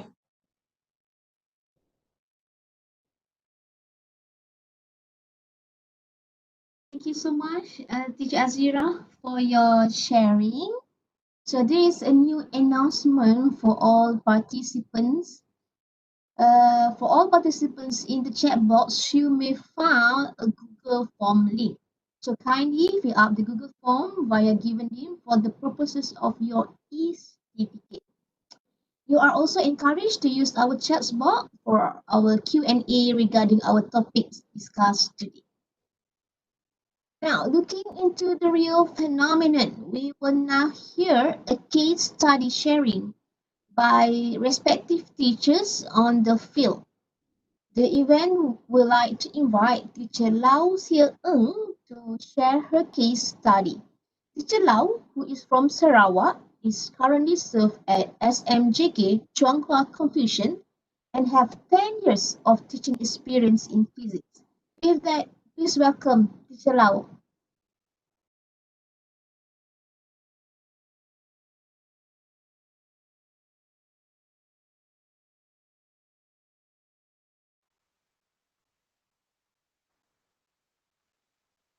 Okay. All right. A very good day to everyone.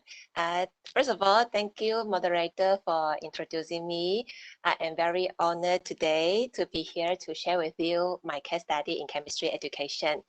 I'm sure some of you are chemistry teachers. So many of you surely have the experience of integrating technological tools in the classroom.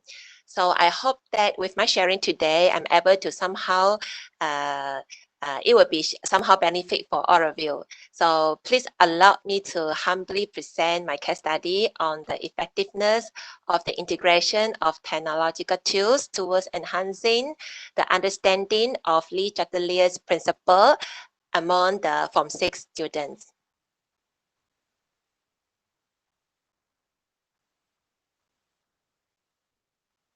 All right. We are residing in an ever-changing world where new developments are regularly taking place, especially in the area of ICT. Research shows that technology integration has been rapid and continues to expand in all aspects of education.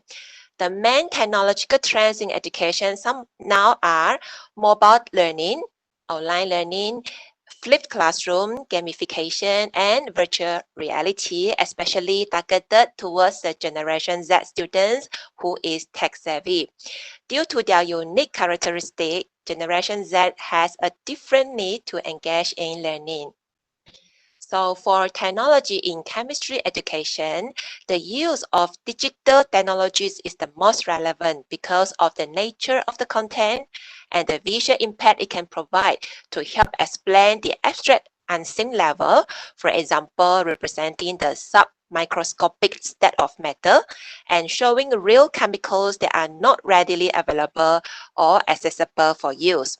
The use of technological tools in chemistry classrooms is relevant because it provides greater flexibility, offers a range of teaching resources that could appeal to a diverse range of learning styles, and is aligned with the experiences of digital native learners. Okay, for Lee Chatelier's principle, it is named after French chemist Henry Louis Lee Chatelier, and this is a qualitative principle that is supposed to predict the outcome of any change made in pressure, concentration, volume, or temperature to a system that is in a state of equilibrium. Okay, let's look at the problem statement. Now, chemistry has been regarded as a difficult subject for students by many researchers and teachers. For STPM chemistry, the full pass percentage in the year of 2018 for semester 1, 2, and 3 are around 60% on average only, while the percentage of students getting A are about 6% averagely. Quite low though. So students find chemistry challenging because it requires both calculation and comprehension. Those who excel in measurement find it hard to grasp the reading material. Vice versa, learners who are good at reading find doing calculation challenging. Besides, students find understanding abstract concepts in chemical equilibrium difficult. As a result, students can have different perceptions and misconceptions. Students' misconception in chemical equilibrium includes the concentration of all substances in the equilibrium step is the same. The rate of reaction towards the product increases until equilibrium reached, as well as increasing the temperature will increase the product. I'm sure if you are a chemistry teacher, you might agree with this as some of the misconceptions of the students. Now, the classroom challenge is that learners are now digital, and the fact that they are beyond technology savvy while many teachers are digital immigrants. Thus, educators are facing challenges in adapting their learning styles to accommodate a new generation of learners. So this study aims to determine the effectiveness of the integration of technological tools towards enhancing understanding in Lee Chatelier's principle as TPM chemistry among Form 6 students. So the research question is there any effectiveness of the integration of technological tools in enhancing students' understanding in Lee Chatelier's principle among Form 6 students? So the null hypothesis, the integration of technological tools in the learning of Lee Chatelier's principle is not effective in increasing the students' understanding, whereas for alternative hypothesis, the integration of technological tools is effective in increasing the students' understanding. So let's go to some of the definition. Okay, the first one is technological tools. According to Dahil and Baya in 2010, technological tools are electronic, digital, or physical tools that can expand the human ability for performing tasks or generating products. In this study, technological tools refer to YouTube videos, simulations, and hands-on activity that are used for teaching and learning of Lee Chatelier's principle. The second one is understanding. According to Churches in 2008, understanding refers to the ability to interpret, summarize, infer, paraphrase, classify, compare, explain, and exemplify. In this study, understanding refers to the ability of the students towards achieving the learning objectives of Lee Chatelier's principle in STPM chemistry. Next one is Lee Chatelier's principle. Based on Novak in 2018, Lee Chatelier's principle states that when a system at equilibrium is subject to perturbation, the equilibrium always shifts in the direction that will partially relieve the effects of perturbation. In STPM chemistry, the definition of Lee Chatelier's principle is if the condition of a system in equilibrium is altered, the system will shift its equilibrium position so as to partially remove the effect of the change and to re-establish a new equilibrium position. So why is this study important? So the first one, Lee Chatelier's principle is a prerequisite knowledge for many chemistry topics, such as acid and base, hydrolysis, buffer, and solubility. This study may help students to lay a solid foundation for the future study of chemistry. The second one, there is still inadequate study about implementing technological tools like simulation, videos, and hands-on activity in the learning of Lee Chatelier's principle in a single research setting. The finding of this study can be applied by educators to design teaching approaches to meet the learners' needs in the classroom. All right, let's go to the literature review. Let's look at some of the studies done by the other researchers. Number one is under simulations. Xu in 2012 commented that the research-based fact simulations that are highly interactive and immersive enhance the learning of science and facilitate deeper comprehension as the simulation includes multiple representations and render the unseen visible. Another one is, according to Raptor, Walter, and Jan in 2012, compared to the analogies which are presented in the form of text and static pictures, the use of computer-based simulations to simulate unnoticed scientific phenomena of Lee Chatelier's principle on the stability of equilibrium situations achieve better learning outcomes. So for YouTube videos, research done on Estonian teachers who have experience of using YouTube as a teaching tool for 2 to 8 years concluded that YouTube videos are effective pedagogical tools for teaching, drawing and labeling of scientific equipment and chemical processes which are time-consuming can be replaced with videos, and teachers can just focus on supervision, explanation, and assessment. Okay, last one is hands-on activity. A study conducted by Fahana and Zainon showed that students preferred hands-on activities to chalk and talk during chemistry learning. The use of hands-on activities in chemistry developed scientific attitudes such as curiosity, open-mindedness, and honesty in students. Okay, now let's look at the theoretical framework. We use technological, pedagogical content knowledge framework TPEC in this study. Now, TPEC is a technology integration framework that identifies 3 primary forms of knowledge instructors need to combine for successful EdTech integration: technological, pedagogical, and content knowledge. The TPEC framework outlines how content and pedagogy must form the foundation for any effective EdTech integration. The technology being implemented must communicate the content and support the pedagogy in order to enhance students' learning experience. These 3 primary forms of knowledge are not entirely separated. In fact, the intersection of each are critical because they represent deeper levels of understanding. So in this study, a content expert, who is a 10-year experience from 6 chemistry teacher, was selected to ensure a higher level of pedagogical content knowledge in the teaching and learning sections of Lee Chatelier's principle. For the considerations of technological content knowledge, suitable technological tools that best represent the content and clarify misconceptions of students are identified to be used in this study. Then, for the consideration of technological pedagogical knowledge, the selected technological tools are also ensured to support the pedagogical approach used in the teaching and learning section. So this is the conceptual framework of the study.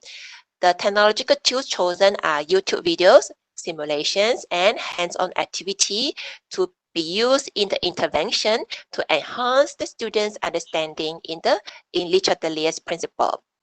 So a pre-experimental research design involving 1 group pre-test, post-test design was employed in this study. And an intact group that consists of 24 students from SMJK, Chunghwa Confucian, Penang, was used as sample. So for instrumentation, the questionnaire used in this study consisted of 2 parts: demographic details and knowledge of Lee Chatelier principle. The demographic detail consists of the student's gender as well as SPM results of chemistry and English. Apart from that, 8 multiple choice questions were taken from STPM past year papers in assessing students' understanding in Lee Chatelier's principle before and after the intervention. Pilot test was conducted to measure the reliability and validity of the instrument. So this is the research procedure. So this study was conducted 100% online through Google Meet platform during MCO periods last year. So in the first week, pre-test was conducted to test the students' understanding in Lee Chatelier's principle. And then in the second and third week, the teacher conducted lessons on reversible reaction and dynamic equilibrium, as well as Lee Chatelier's principle by using the technological tools. So now I would like to share with you 1 simulation and 1 YouTube videos that were used in the study. So the first one is this. This is the fact simulation videos that used to demonstrate reversible reaction. As you can see here, it is highly interactive, whereby the teachers can manipulate the molecules in the sample and at the same time manipulate the temperature, and also teacher can choose to demonstrate endothermic reaction or exothermic reaction by adjusting this platform and this stage. and here as well. So teachers can actually use this to communicate the content so that can enhance the teaching and learning section. And at the same time, suitable YouTube videos can be also used, especially during online section, because one of the weakness of online teaching and learning is the students are unable to conduct experiments that involve chemicals because they are at home. So we can choose to use suitable videos that represent or that show experiment, hands-on real experiment, whereby students are able to see the chemical reaction when a chemical are being added into a solution and can compare between both like this. So I think this can be used to support the pedagogy of the teachers. So let's get back to the PowerPoint. So after the 2 weeks intervention, on the 4th week, post-test was conducted. All right, data was analyzed by using the SPSS version 27, and the analysis of paired sample t-test was used to answer the research question. The alpha for testing the null hypothesis is set at 0.05 level of significance, and analysis results show that the mean difference is negative here, and the alpha value is less than 0.05. Therefore, null hypothesis is rejected.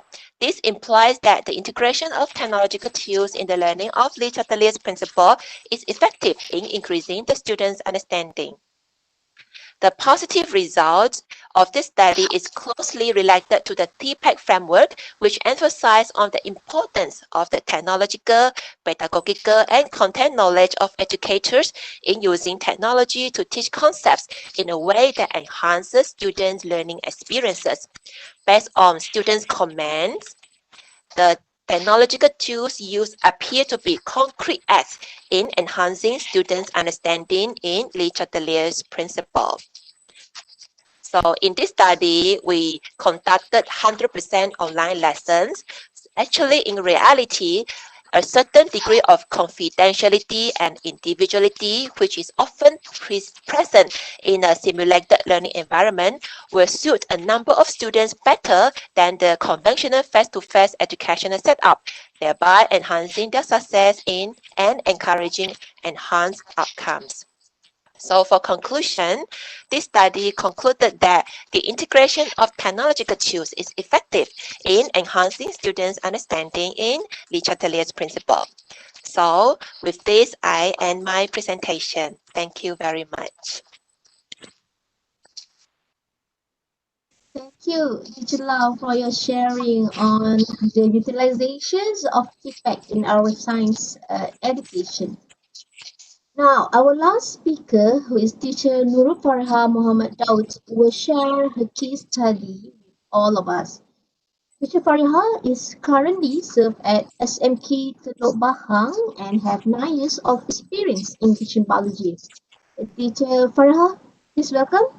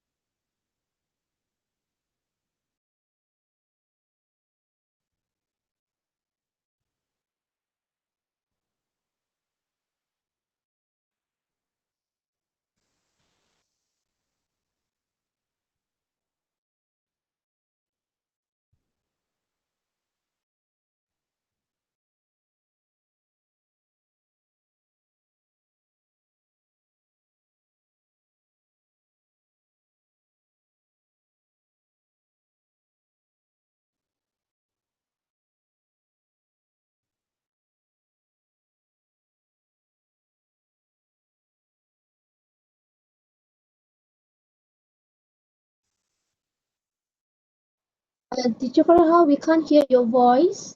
Maybe you need to unmute your microphone first. Yeah.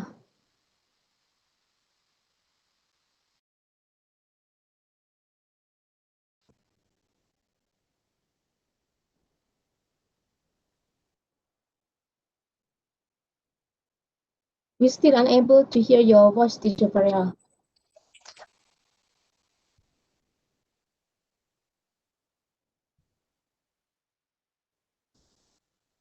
Yeah.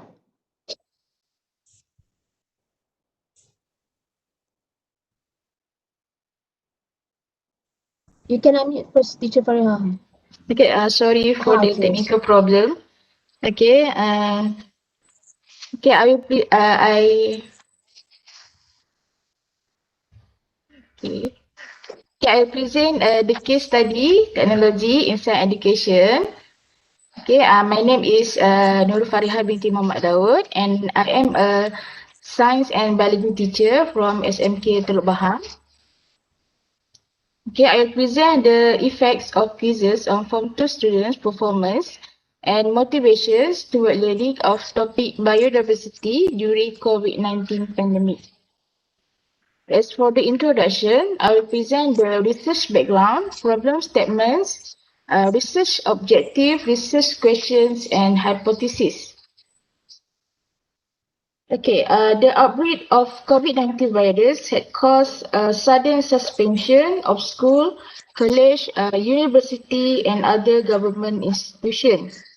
As a result, education system has been shifted from conventional classroom environment to electronic devices and online applications around the world.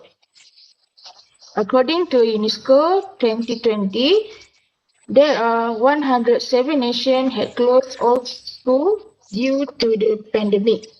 And this problem needs attention because all of us know that about the importance of the education.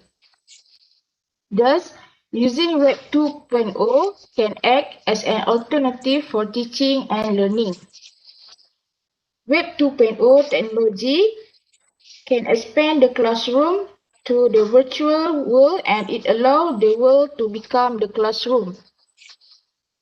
Web 2.0 can be defined as first, creating and transmitting of knowledge and content, interacting through social networks, work in cooperation with other individuals, editing existing content, and sharing data by using various technological tools. While student motivation is an important element of successful learning outcome, pandemic COVID-19 had pushed students online learning, and it becomes more important to study their motivation in this setup. Students were not ready or prepared for learning, and their motivation to start and continue learning is essential for the positive learning outcome. Hence, this study was conducted to investigate the effects of using quizzes as Web 2.0 to form to student performance and motivations towards learning. As for the problem statement, okay, today COVID-19 outbreak is become a major education crisis. School closure widen learning inequalities and hurt vulnerable and youth disproportionately. According to the UNESCO, there are about 18.2% of the world's student population affected by the school closure, 380 million learners out of school, and 34 countries affected by the school closure. Thus, remote learning can be an alternative choice for teaching and learning during this difficulty time. Research objective for this study is first to identify the effect of using quizzes as a Web 2.0 on student performance. Second, to identify the effect of using quizzes as a Web 2.0 tool on student motivations. Okay, for the research questions, first, is there any significant difference in mean score of student performance in pre-test, post-test, retention test using quizzes as a Web 2.0 tools? Second, is there any significant difference in mean score of student motivation in pre-test, post-test, and retention tests using quizzes as a Web 2.0 tool? For the hypothesis, first, there is no significant difference in mean score of students' performance in pre-test, post-test, and retention tests using quizzes as a Web 2.0 tools. Second, there is no significant difference in mean score of student motivation in pre-test, post-test, retention test using and retention test using quizzes as a Web 2.0 tool. Okay, in the literature review, I will present what is quizzes, the previous study on the quizzes, theoretical framework, and the conceptual framework. So, quizzes is one of the Web 2.0 that can be used in teaching and learning during this difficulty time. Okay, it also an examples, one of the examples of gamification in education, which is utilized online.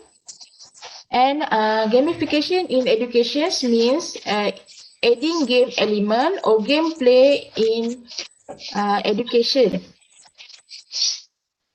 Okay, according to REPT 2013, it demonstrates that gamification could be successful as an alternative method of student assessment. And instant feedback capability using game elements such as score, badges, rankings, and rewards in gamifications will lead to the student engagement and motivation to reach the targets. So there are a few previous studies on the quizzes. First, according to Zhao, it can foster student interest and participation in learning.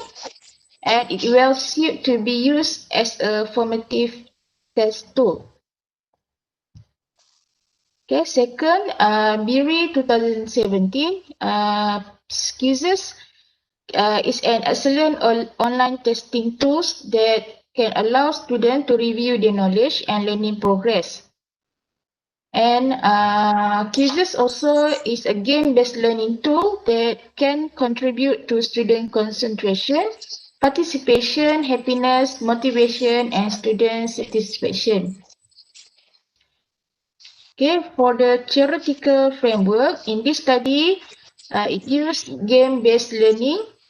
So, game-based learning is a type of gameplay that has defined learning outcome. Okay, for the conceptual framework, in this study, it used quizzes as a teaching and learning. Firstly, to measure student performance, and secondly, is to measure the student motivation. Okay, for the methodology, in this study, the research design for this study is we use the quasi-experimental design.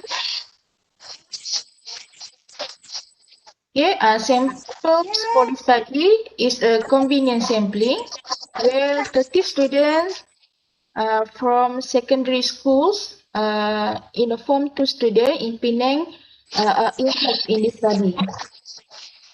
Okay, for the instrumentation, we use two types of instrument. First, a set of questions consists of 15 multiple questions and 5 short response questions on biodiversity using quizzes. And then a second is a questionnaires on motivation of learning during CMCO by using the Google form. Okay, for the research procedure, it takes 8 weeks to accomplish this study. First week is students conduct the pre-test, and then week 2 to week 3, students conduct the intervention, which is using quizzes in teaching and learning. And then week 4, the student conduct the post-test, and week 8, the student conduct the retention test. And for the data analysis, to answer research questions 1, which is there any significant difference in mean score of student performance in pre-test, post-test, and retention test using quizzes as a teaching and learning web tool? It used a repeated measure Anova. And then for the research questions 2, is there any significant difference in mean score of students' motivation in pre-test, post-test, and retention test using quizzes as an teaching and learning web tools? It also used repeated measure ANOVA. Okay, for the data analysis, I will present the data for the first student performance in learning biodiversity, and then the second is the student motivation in learning biodiversity.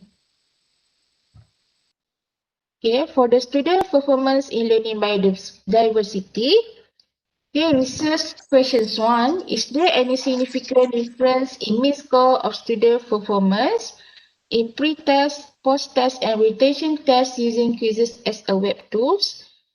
Then the null hypothesis is there is no significant difference in mean score of student performance in pre-test, post-test, and retention test uses quizzes as a web 2.0 tools. First is this is a descriptive statistic. Okay, for the pre-test, the mean is 11.10. For the post-test, the mean is 11.4 and the retention test is 11.30.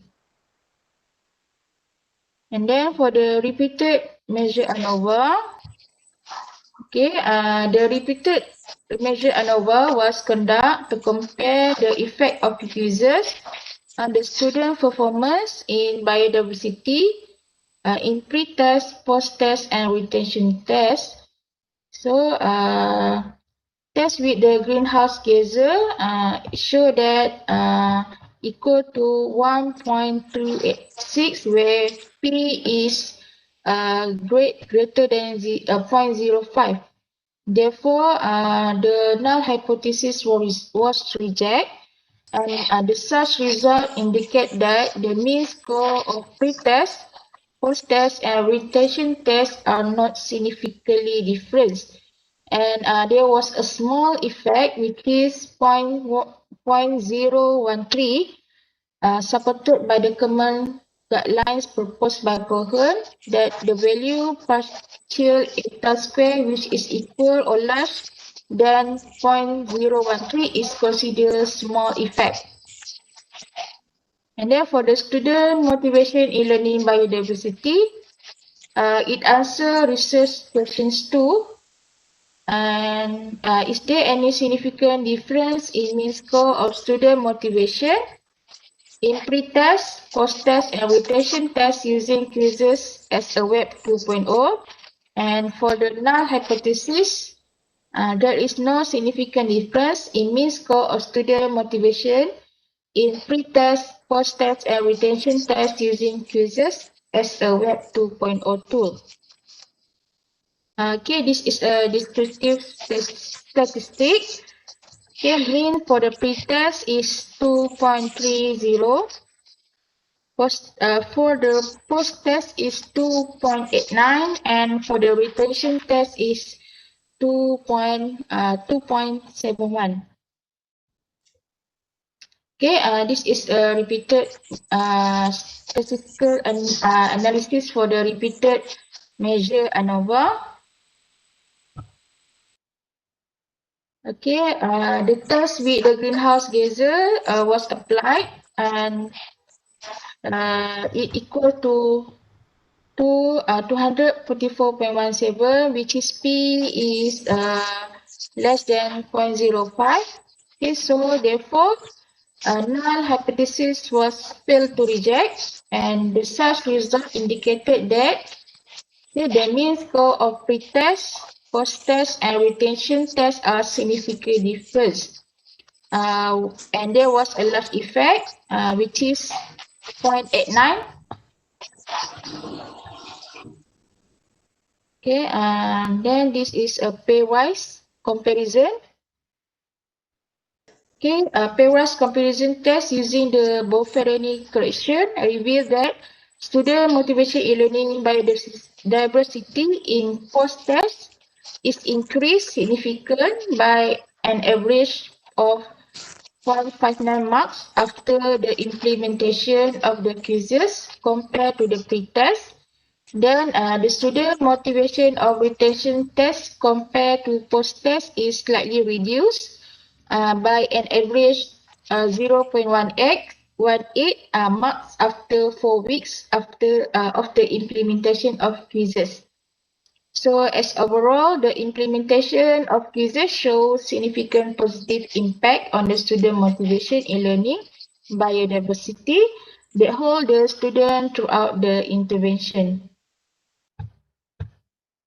Okay, for the discussion.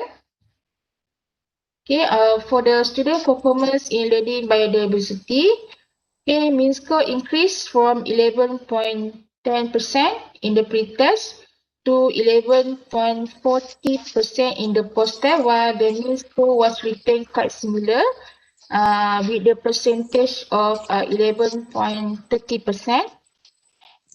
Repeated measure Anova analysis show that there was no significant difference among pre-test, post-test, and retention test. And therefore, the results show that quizzes show no impact in improving student performance towards learning of biodiversity during COVID-19. Then, for the student performance in learning biodiversity. Okay, student were not ready for the process and utilize those resources, and many primary learners have been unprepared for the sudden shift because of the closure of the schools. So, a cooperative study conducted by Adam, Randall, and Prostative showed that online learners were less successful when compared to face-to-face learning, which was inferred through the student motivation. And parent support has demonstrated significant contribution to the success of learner in a virtual learning environment, and parents must take on new and unfamiliar roles and responsibility as their children participate in online education. So for the student motivation in learning biodiversity, it shows that quizzes has positive impact in improving student motivation towards learning of topic biodiversity during COVID-19 pandemic. Okay, this is because such result can be said that align with the study of Biscan and Koka-Koyun that report that gamification via quizzes for assessment purpose improve engagement. And then during 2017, in a study conclude that online assessment tools such as Kahoot and quizzes can increase student motivation and participate in learning. Furthermore, it was determined that the reason students motivated to use Kahoot and quizzes application in the classroom was due to the student need for the strong stimuli and or the will to receive immediate feedback on how well they perform on the test.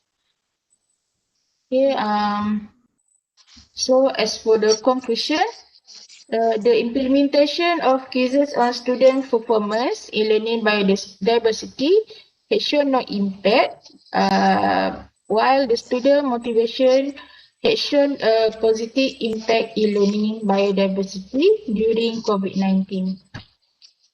So this is a link quizzes for the study.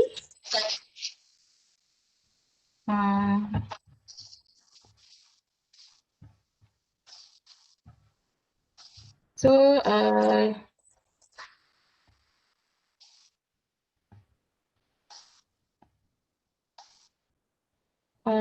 Nampak tak? Ada orang nampak tak saya punya? We just see the PDF only.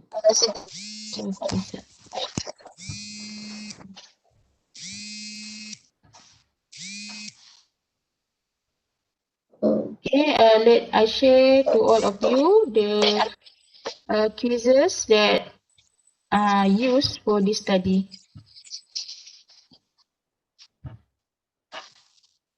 So, this is the quizzes that we use in this study. Okay, in these quizzes,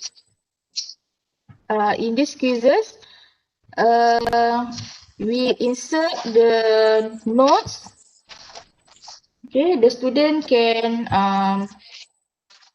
click the notes, and so after notes, there is a questions. Actually, I had answer. I had tried the quizzes. So okay. So there is a note.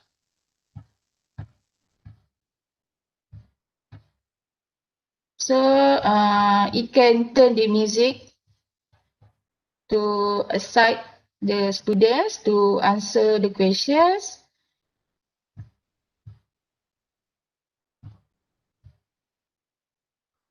So if the answer is right, then it will appear in green. So you can this is the short answer for the questions. Okay, apakah ciri sempurna bagi tumbuhan tidak berbunga? So the answer is biji benih. Okay. Yeah, if the student answer wrong, then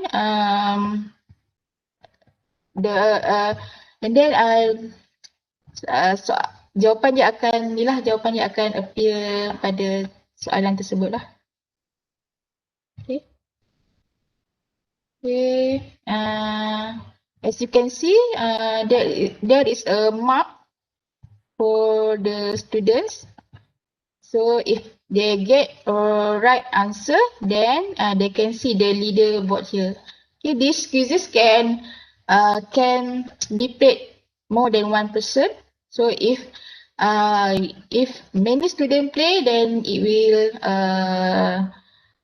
will fun lah. Okay, I think that's all for my presentation. Thank you.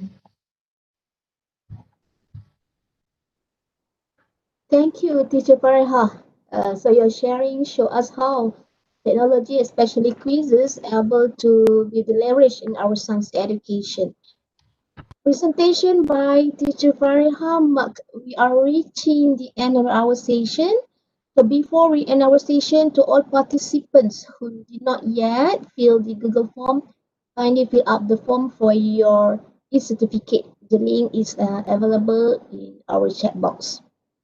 So now, on behalf of the organizer team, I would like to thank everyone who joined and participate in our current events. Now let us switch on our video for us to take the picture.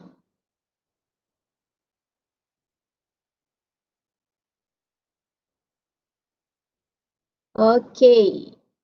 Teacher Lau, Teacher AB,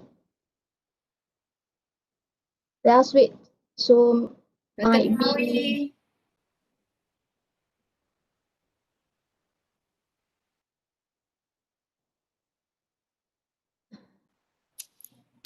Okay.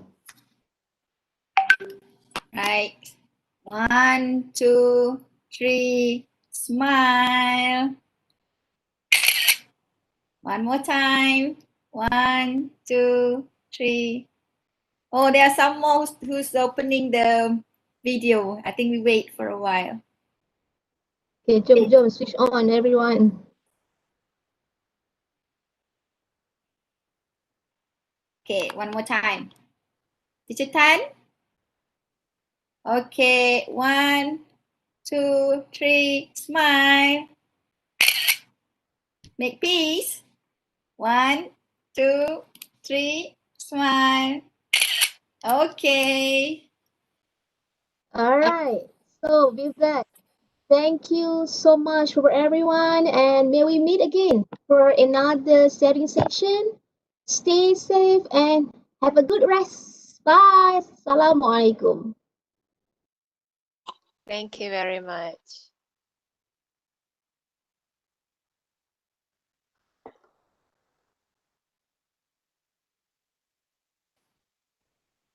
Thank you, everybody. Thank you, Dr. Narawi. Thank you, Dr. Shah. Thank you, everyone. Thank Thank you. you. Thank you, all the speakers. Congratulations to all of you. Thank you, Shikin, for being the moderator. Awesome. Thank you all for Welcome, joining. Doctor.